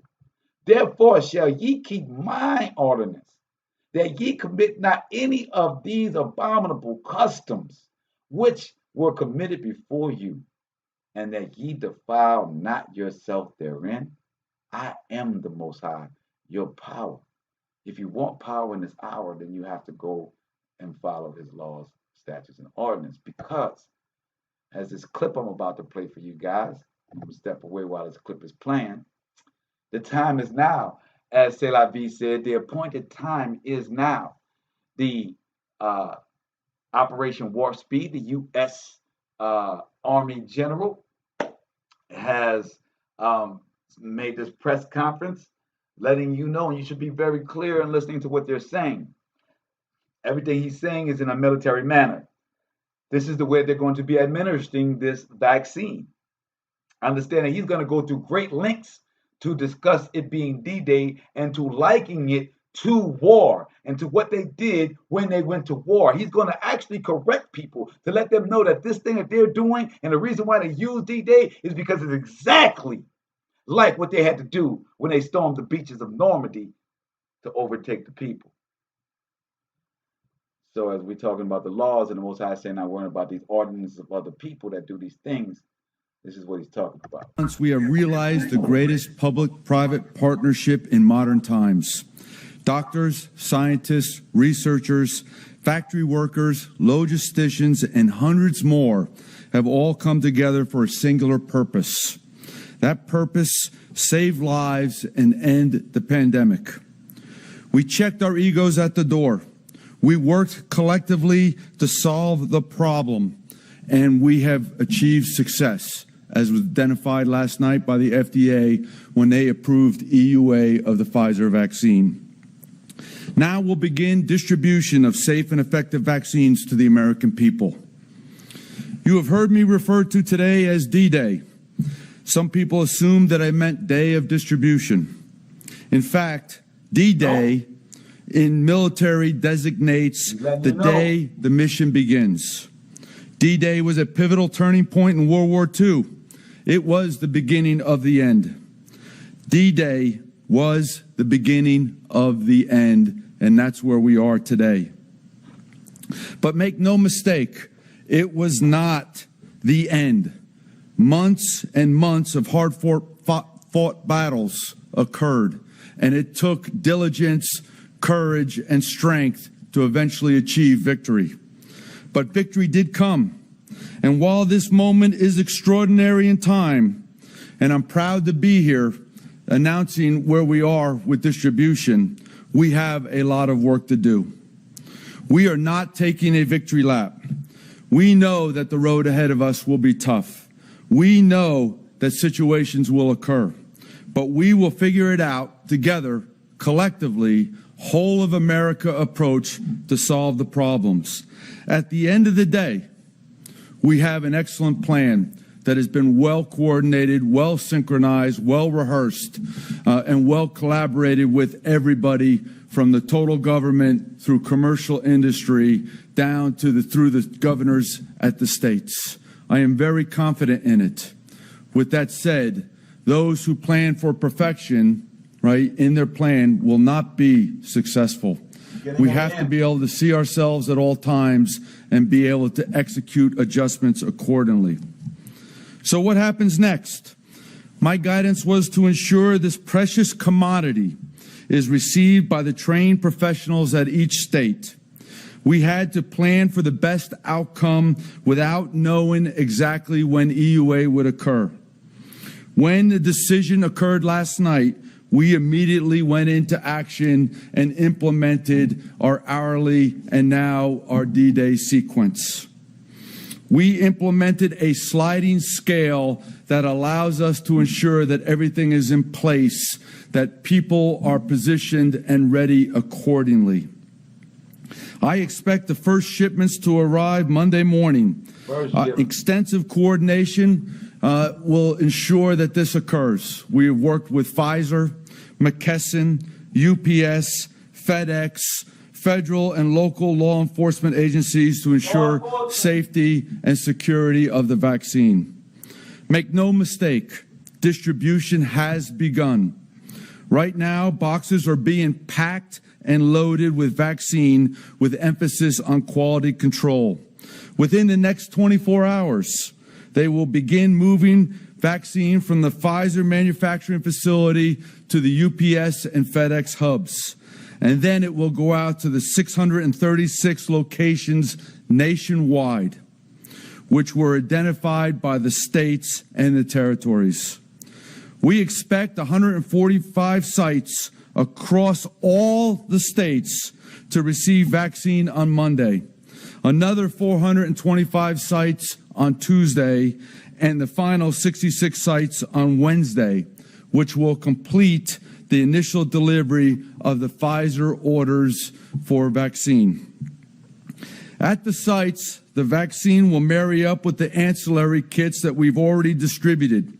These kits include needles, syringes, diluent, and other supplies necessary to administer the shots. And we remained agile and adaptive to what the situation brings to us. As we work through many time zones, many areas of concern, we will manage the distribution on a day-to-day process.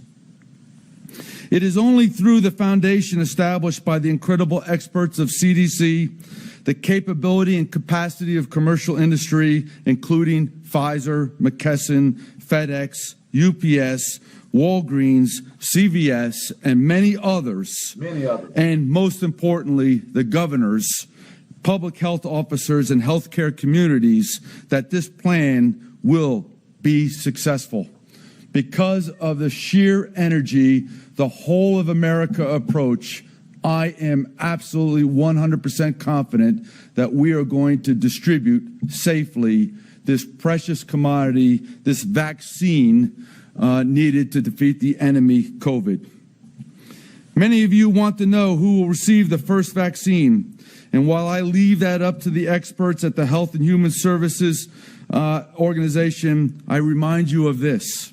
Nearly 100,000 Americans have already rolled up their sleeves and participated in clinical trials across America. They were the true first recipients of the vaccine. They deserve our utmost respect and appreciation. Without them, we could not be here today. True American heroes. This is a monumental week for us all as we distribute the first millions of doses of vaccines to the American people. But each week that follows, we will have more doses ready for allocation and distribution. We are also posturing for the phase in Moderna vaccine if they receive an EUA. This is about a steady cadence of delivery to bring the American people to a place of confidence that vaccine is coming. We want to ensure the vaccine arrives safely and that it can be effectively administered once arrival occurs. It is so important that all vaccine that's available is utilized as a shot in an arm and nothing is wasted. This is our sole focus every single day, every waking minute that we have.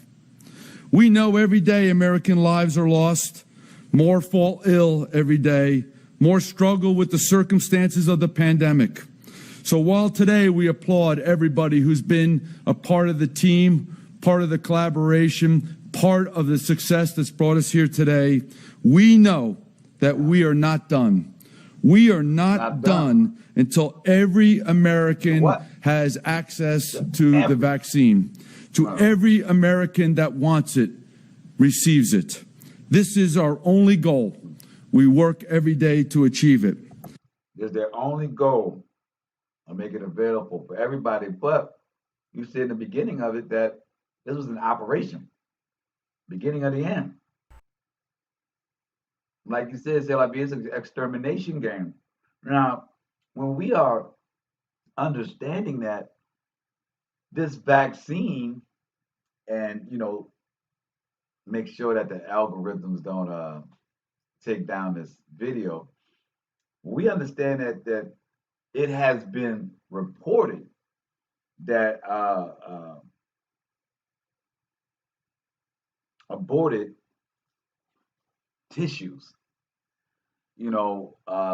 things that have things that never came to full life but have a DNA is being used inside of these vaccines. We understand that the reason why it has to be below temperature is because of its fact that it's a cell. It's what they call it. It's a cell, yes, but it's the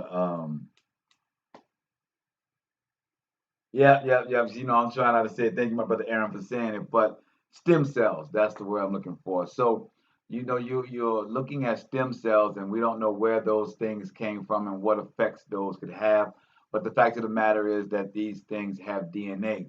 When we talked about Moloch and the death and the sacrifices, and the Father said that we are not supposed to have our children go through that.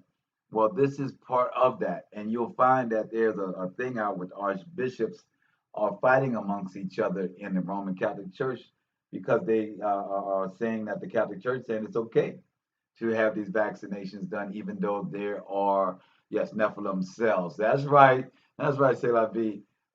That these they don't want to tell their parishioners to do so, but there are some bishops and some cardinals that are pushing this, including the Pope himself with the New World Order. So when we understand these things that are happening in this hour, we're understanding that the Most High says follow His laws.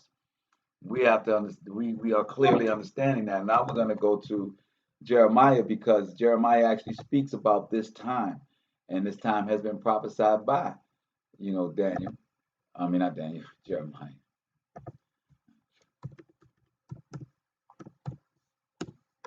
And we're going to go to Jeremiah 10 first, right?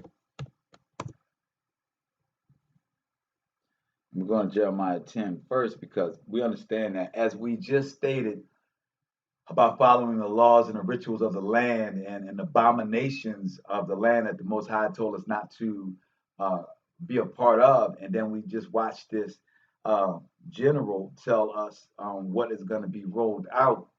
And in the midst of that, everyone is saying that to take your mind off of this pandemic, to take your mind off of this danger that's here, and the fact that we have to do a new world order, is that we should be thankful for this Christmas time, and that to bring joy into your home, you should bring this Christmas tree into your home to bring joy. Well, it says here, as we're reading on what not to do, what ordinances not to follow, it says, Jeremiah 10, hear ye the word which the Most High spaketh unto you, O house of Yasharale. Thus saith the Most High, learn not the way of the heathen, and be not dismayed at the signs of heaven. For the heavens, for the heathen are dismayed by them. So there is one people that are confused by the heavens, that they call them planets, that they call them all these different things, right? In the Ribu, they named all these things because these people are confused and dismayed by the signs in the heaven. Verse 3, it says, for the customs of the people are vain. For one cutteth a tree out of the forest, the work of the hands of the workman with an axe. They deck it with silver and with gold. They fasten it with nails and with hammers. They move it not. They are upright as the palm tree, but speak not. They must needs be born, because they cannot go. So they say that their needs must be born, meaning that you have to give them, you have to provide their needs for them because they cannot go. They cannot get the nutrients from the Most High because they would have to be connected to the earth. But you cut that tree down so it can't get the nutrients from the Most High. It says, be not afraid of them, for they cannot do evil. Neither also is it in them to do good. That's the duality of it. Nah, it can't do you no harm, but it ain't got no good in it. For as much as there is none like unto thee, the Most High, thou art great, and thy name is great in might. Who would not fear thee, O King of nations? For thee doth it appertain. For as much as among all the wise men of the nations and in all their kingdoms, there is none like unto thee. But they are altogether brutish and foolish. Their stock is a doctrine of vanities. Their stock, everything that's about them, is a doctrine of Pharisees. Oh, my brother Garvin in the building. There are doctrines of vanities. The trees, we do not do that. This is their laws, their time of year where they are distracting you, having you praise their God, Nimrod, born on December 25th, known as Bacchus, known as Zeus. So now we're going to switch over to Jeremiah 30. Jacob's troubles, right? Because this is where we are when they say this is D-Day. Well, D-Day for us as Hebrews is known as Jacob's trouble, right? And Jacob's trouble starts with us in Jeremiah 30. And it said, the word came to Jeremiah from the Most High, saying, thus spaketh the Most High of Yasharale, saying, write thee all the words that I have spoken unto thee in a book. For lo, the days come, saith the Most High, that I will bring again the captivity of my people Yasharale and Judah, saith the Most High. So Jeremiah is giving a future prophecy, right? Saying that we're going to go into captivity again. So when we brought in on slave ships, it was captivity. When they put all the inhabitants of this land into slavery, it was slavery. They've done laws that have eased the yoke, but we are still in this same slavery that Jeremiah prophesied about. He said the Most High, I will cause them to return to the land that I gave to their fathers, and they shall possess it. And these are the words that the Most High spake concerning Yasharale and concerning Yehuda. For thus said the Most High, we have heard a voice of trembling, of fear, and not of peace. That is definitely what we're hearing, right? But the Most High says, we have heard a voice of trembling, of fear, and not of peace. Ask ye now. Oh, they're saying that the video ended on some of the people, but we right up on in here. See, Facebook is kicking everybody out tonight, y'all. Yes, indeed. Oh, 1 second.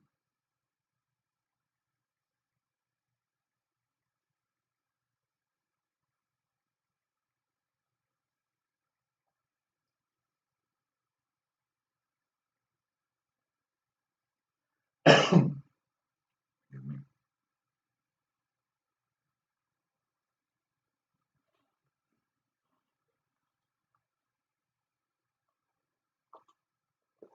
I know they keep kicking everybody out. Thank y'all for staying in. I know they keep kicking y'all out. They don't want the word, but it's all good. So as we are here and we're saying, as we know, as they ask ye now, and see whether a man doth travail with child. Wherefore do I see every man with his hands on his loins, as a woman in travail, and all faces are turned into paleness. So right now, when everybody's talking about, oh, this vaccine is coming down, you got people that know that this is New World Order, that their faces are turned pale, that they're travailing like a child. Well, even the people that's trying to put together this vaccine, they wouldn't have put it together in 1 year when it normally takes 8 to 10 years to do, unless they felt as though they were in dire situation. So yes, I am liking Jacob's trouble to the fact that these people are saying that we are in dire situation. We cannot go back to school. We cannot go back and do anything of normality until we have this problem taken care of. So yes, they are travailing like it's with the child. Alas, for the day is great, so that none is like it. It is even the time of Jacob's trouble, but he shall be saved out of it. Yes, us. shall be saved out of it. For it shall come to pass in that day, said the Most High of hosts. Now, when they say host in scripture, we are talking about the army, his army that's coming to bring forth justice. That I will break his yoke from off thy neck and will burst thy bonds, and strangers shall no more serve themselves of him. So no longer will we be captive. No longer will they eat from our plate. No longer will our sweat labor pay off someone else. There was a story that just came out 11 months ago about the Latter-day Saints, the Mormons, right? That they have over $10 billion saved up. They had a whistleblower that blew them out, saying they're not doing anything for the community, but they got $10 billion saved up. And it says that I will break the yoke off of thy neck and will burst thy bonds, and the strangers shall no more serve themselves of him.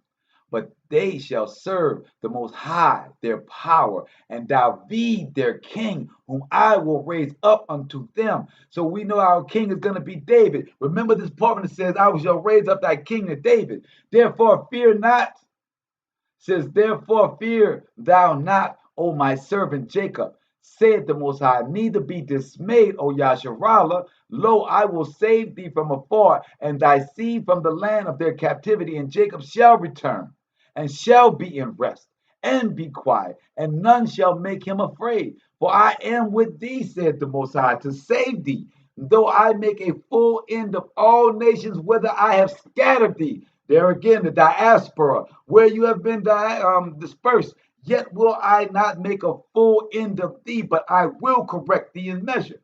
For I will not leave thee altogether unpunished.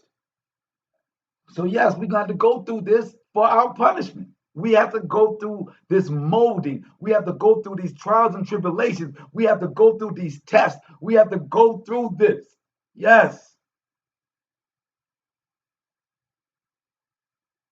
But it won't be like it is for everyone else. For us, he says, for thus said the Most High, thy bruise is incurable and thy wound is grievous. There is none to plead thy cause, that thou mightest be bound up, that has no healing medicines. So we're bound up. Thou has no healing medicine. So they've kept us quarantined because we've had no healing medicines. There is none to plead thy cause. They say they're going to give it to you, black people, that they are going to cut it out, that it can't be about religion or about belief system, that you are going to take this vaccine. They said there is none to plead thy cause, that thou mayest be bound up, that thou hast no healing medicines. Come on. And they want to roll it out on you. And these medicines ain't healing. They're not curing the coronavirus. This vaccine is to treat it. All thy lovers have forgotten thee. They seek thee not. For I have wounded thee with the wound of an enemy, with the chastisement of a cruel one, for the multitude of thine iniquity, because thy sins were increased. So it's talking about Judah while we're in this captivity. Nobody wants us right now. Nobody's checking for us. Our lovers are not trying to save the black people of America, because we have a wound that's incurable that only he can cure. Why criest thou for thine affliction? Thy sorrow is incurable for the multitude of thine iniquity, because thy sins were increased. I have done these things unto you. The Most High is claiming it. He's claiming, right? He's telling you, yeah, I bombed you. Yeah, I'm the one that did it. And what? Come back to the laws. Therefore, all that devour thee shall be devoured. So he said, yeah, I put you through all of this. Yeah, you've been eaten up by these people, but I'm going to swallow them. And all thine adversaries, every one of them shall go into captivity. And they that spoil thee shall be a spoil. And all that prey upon thee will I give for a prey. It says, for I will restore health unto thee. So the Most High is going to heal us from this corona. Yes. You want to say we foolish for waiting on the Most High? Call me foolish. I'll take that charge, big and bold. For I will restore health unto thee, and I will heal thee of thy wounds, said the Most High, because they called thee an outcast, saying, this is Zion, whom no man seeketh after. That's why the Most High is going to catch us and save us, because nobody here is trying to us. They're only trying to put us under their control. That is it. They're only trying to change our DNA to turn us into zombies and Nephilim. That is all that they're doing in this hour. But for us, though, there's salvation. For us, though, you know what I'm saying? The ones that's following the Shabbat, the ones that's following his law, statutes, and commandments. Oh, there is something for us. What y'all talking about? Tobit ain't in here, man. What's wrong with y'all? T-O-B-I-T.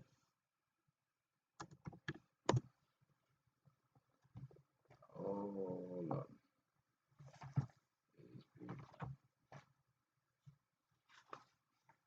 That's how you spell Tobit. I'm gonna put the Hebrew word and see if they find it then. T-O-B-I.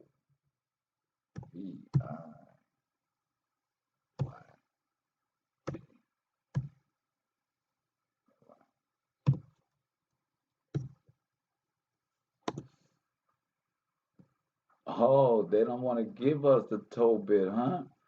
That's all right. We got too many ways to get Tobit, baby. I was gonna try it one more time, but I just can't believe they won't give me Tobit. I'm just really surprised that they say they ain't got that. Let me see.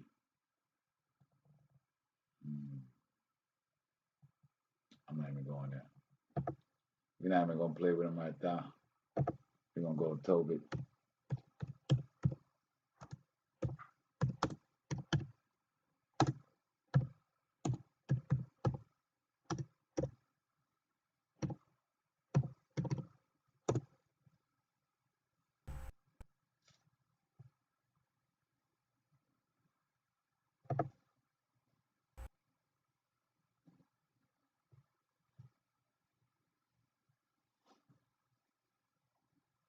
All right. So this, I don't know how many times y'all ever had a chance to get into Tobit, but I'm gonna tell y'all like this though. Tobit, this particular chapter, Tobit, is outstanding, right? Like this is truly edifying the Most High and letting us know who we are and what we have. And after this, the night is going to be, I guess, somewhat quick because we are, after this, all we have left is our Psalms 91, right? And, tonight, the Most High, told me to, to ask our community to come up with Psalms 91, and since everybody's congregating together down in NOLA, Esther, my brother Yuan, and Ty in the building together, feasting and whatnot, I asked Esther and Ty to come up with the Psalms for tonight, and they offered up 91 for our congregation tonight to feast on, right? So after Tobit 13, we're going to go to Psalms 91. And here we go. So it says, then Tobit, let me move this thing on the side so y'all can see it better. Hold up.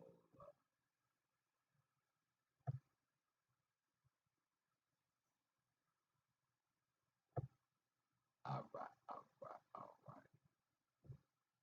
Y'all really can only read from the side, you know what I mean? This is so, move that thing. Oh, love, that's right.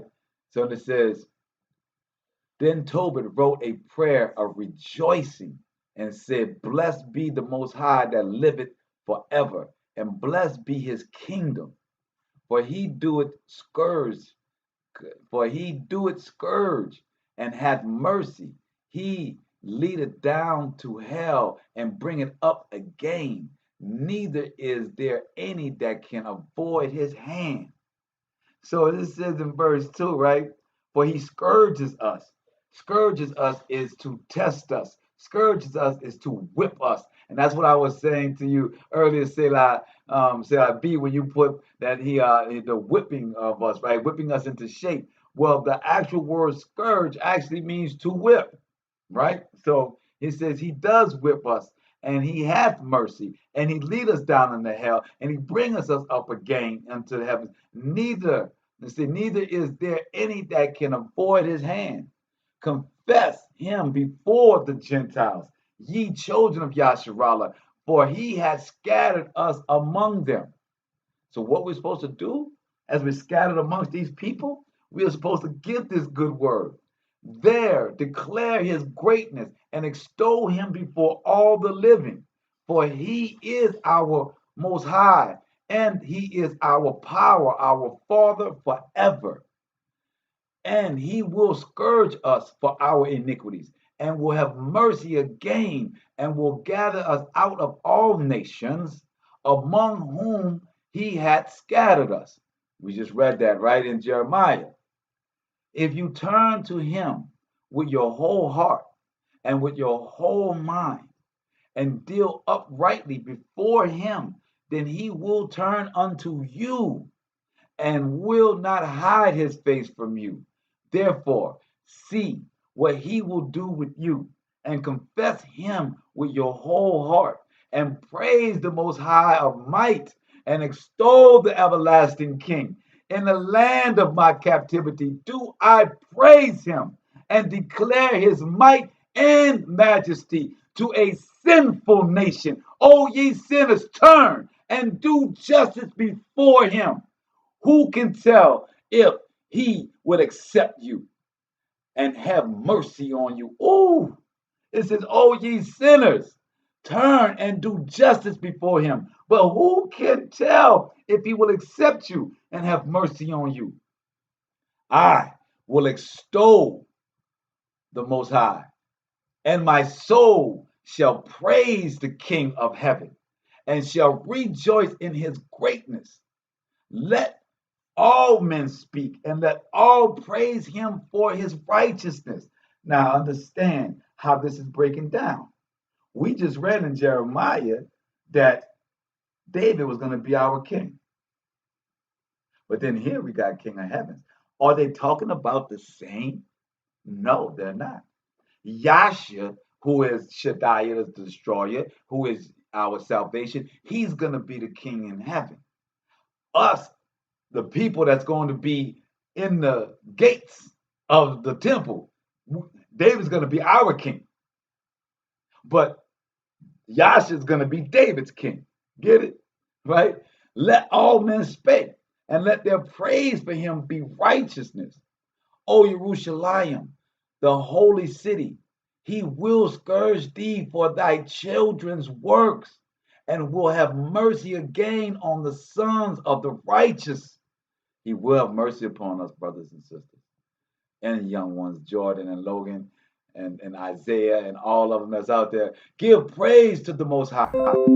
He tells y'all to give praise to the Most High, for he is good, and praise the everlasting King, that is his tabernacle may be builded in thee. What? It says, and praise the everlasting King, that his tabernacle may be built in thee again with joy. So the tabernacle can be built inside of you if you're following the laws. And let him make joyful therein thee those that are captives, and love in thee forever those that are miserable. When it says those that are captives, and love in thee forever those that are miserable. Many nations shall come from far to the name of the Most High power, with gifts in their hands, even gifts to the King of heaven. All generations shall praise thee with great joy. All generations. Cursed are all they which hate thee, and barakas shall all be which love thee forever. And baraka shall all be which love thee forever. Rejoice and behold, for the children. Rejoice and be glad for the children of the just. I'm glad you're back in the building, Chanel. I know they kicked you out. I know a bunch of people got kicked out, but thank y'all for staying in, man. Rejoice and be glad for the children of the just, for they shall be gathered together and shall bless the Most High of the just. Oh, blessed are they which love thee, for they shall rejoice in thy peace.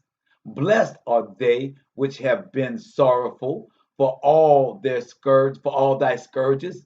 The Most High said, blessed are y'all, barakas are y'all that have been taken, that are sorrowful for all of the whippings that I've been putting on you to get you back in line, for you to know what the laws and statutes and commandments were, but for you to see that there was nothing else in this world that could save you but me. He says, which I'm blessed, baraka, are they which have been sorrowful for all thy scourges, for they shall rejoice for thee when they have seen all thy glory and shall be glad forever. So everyone that's gone through the pain, all the ones that say, why? But then once they come to and understand the power of the Most High and they see his glory, they shall be glad forever. Let my soul, baraka, the Most High, the great King. For Yerushalayim shall be built up with sapphires and emeralds and precious stones, thy walls and towers and battlements with pure gold. And the streets of Yerushalayim, the streets of Yasharale, shall be paved with beryl and carbuncle and stones of Ophir, and all her streets shall say, Hallelujah, Hallelujah, and they shall praise him. They shall halal him, saying, Baraka be the Most High, which hath extolled it forever. That's what's for us that are the patient ones. That's what is there for us that follow these laws, statutes, and commandments. That's what's for us that are in love with the law, in love with his grace and mercy. Oh, praise. Yes. That was mine for the night, man. Like when I came across and read that one, I was just like, yeah, I'm just loving the Most High, man. That Tobit. Nicola, if you got kicked out and you missed it, you got to check out that Tobit chapter 13. They didn't get you tonight, Chanel. I'm glad you was able to stay in the whole night. Yes, Nicola's back in. Aaron got kicked out. I know Sharonda had to come back in. I see my man Garvin. I hope you're still in the building. Yes, sir. Right now they're telling me only 4 people on. So I know. And I'm one of them 4 that they're counting. So that means there's 3. And I know there's more than 3 that's on. So I just give all praises to everyone that has an ear to hear and an eye to see, and the ones that catch it on rebroadcast. Man, give all praises that you are interested in coming unto your covering, unto your grace and mercy, into everything that the Father has for you. So let's go. So Psalms 91 as given to us by the congregation, you know what I'm saying? By Esther and Ty. Here we go. He that dwelleth in the secret place of the Most High shall abide under the shadow of the Almighty.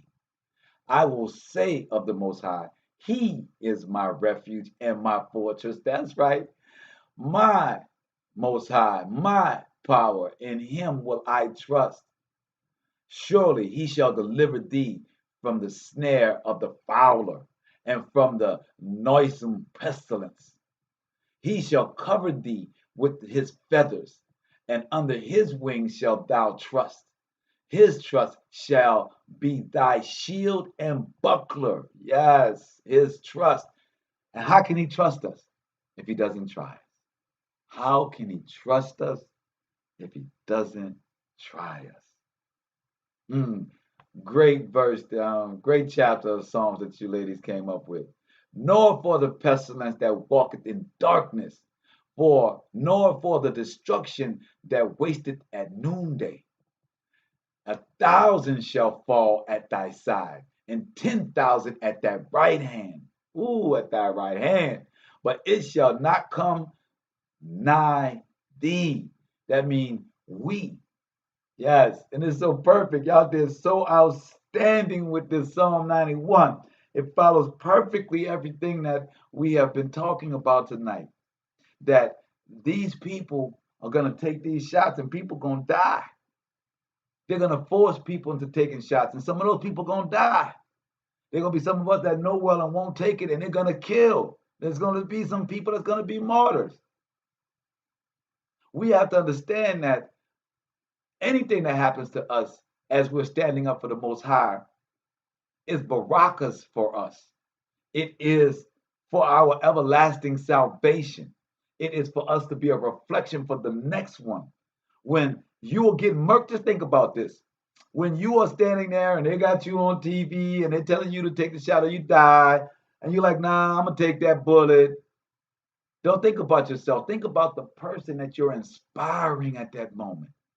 Think about the souls that you are turning to the Most High in that moment. Because that's what I'm going to be on mine. I'm going to be smiling from ear to ear like, boy, you better get a good aim. Why? You know what I'm saying? For real. Because I'm going to stand up strong for the people that can see, that's standing behind me, that want to know, how do I get my salvation? How do I get my wings? How do I fly?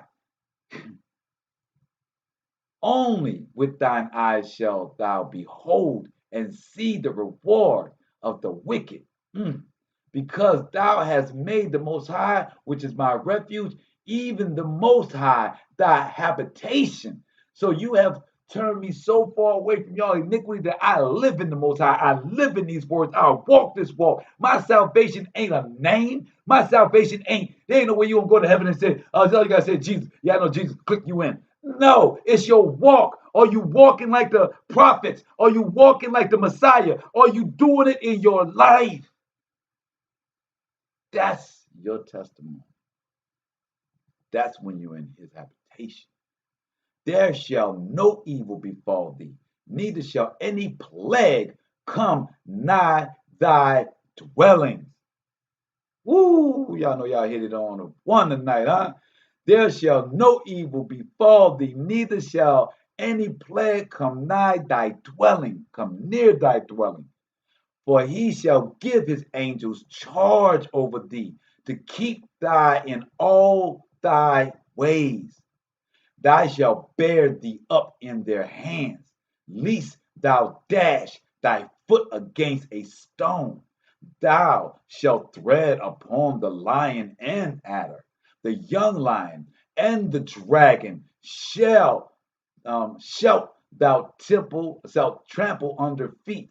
It says, the young lion and the dragon shalt thou trample under feet. So the Most High is saying that adder, that snake, the red dragon, all these things will fall under your feet, will trample under your feet. Because he has set his love upon me, therefore will I deliver him. I will set him on high, because he hath known my name. Yeah.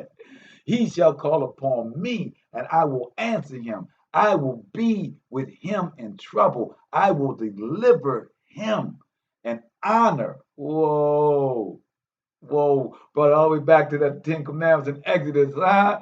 Yeah, look at y'all Esther and ties. Y'all all that tie in when it's a righteous, because it's only one righteousness. If you pick Psalms of righteousness, at some point, we're going to tie it all in, because righteousness is only one face to righteousness. No matter how you want to paint it up, how you want to dress it up, ain't but one righteousness. And it says, and I will deliver him and honor him like we honor our mother and father. With long life, I will satisfy him and show him my salvation. I give all praises. Woo! Man, I pray y'all enjoyed the Shabbat tonight, man. It has been great scriptures. We understand what Leviticus is about. It is about the law. And what is the law? It is our salvation. And if we read through our Exodus and understand what our 10 commandments are with no huff and puff, no smoke around it, that is common sense. It's the thing to keep our body and our minds healthy. It ain't no cult, right? It's common sense. Be thankful for what you have. Don't want what somebody else has. Don't follow no other gods. And be at peace when the Most High is hallowed, a peaceful time. Shabbat. Come on, man. How grievous is this? It says in 15, he shall call upon me, and I will answer him. I will be with him in trouble. I will deliver him and honor him. With long life will I satisfy him and show him my salvation. Man, I give all praises. Thank y'all, man. My brother Yuan. Yes, El Proud, that's a proud moment. Yeah, it is, Yuan, my brother. You know, we've been on this trek a long time, huh, my brother? And we've been going back and forth with scriptures. Now I had a queen to go ahead and put in scripture. We've come a long way. It's the Most High's blessings, man. That's why I was just like, and then to be such a powerful one. I salute you, queens, for coming with such a powerful one at the end. As y'all know, my sister Tamai always comes with the powerful scriptures along with the Psalms. So just I'm loving to see that it is spreading, right? And say thanks to my grandma made me read it every day. One time your grandmother made you read it every day. See, your grandma was on point. She knew what was cracking. You know what I'm saying? Give all praise to that beautiful queen. If she's still here, I pray that her days are long. If not, then she's already home, happy as she can be. You know what I'm talking about? So yeah, man, I think that's everybody. The same many people in Nicola, Ty, Aaron, Gavin, Nicola, Chanel. Yes, praises to everybody in the building. Y'all have a wonderful night. I know y'all are eating well, and pray for all of us because everybody's going through something in this hour. Everybody, us included. So we know all prayers are needed for all of Yasharale. And this is the night that we're supposed to do it. So all praise to the Most High. Shabbat Shalom.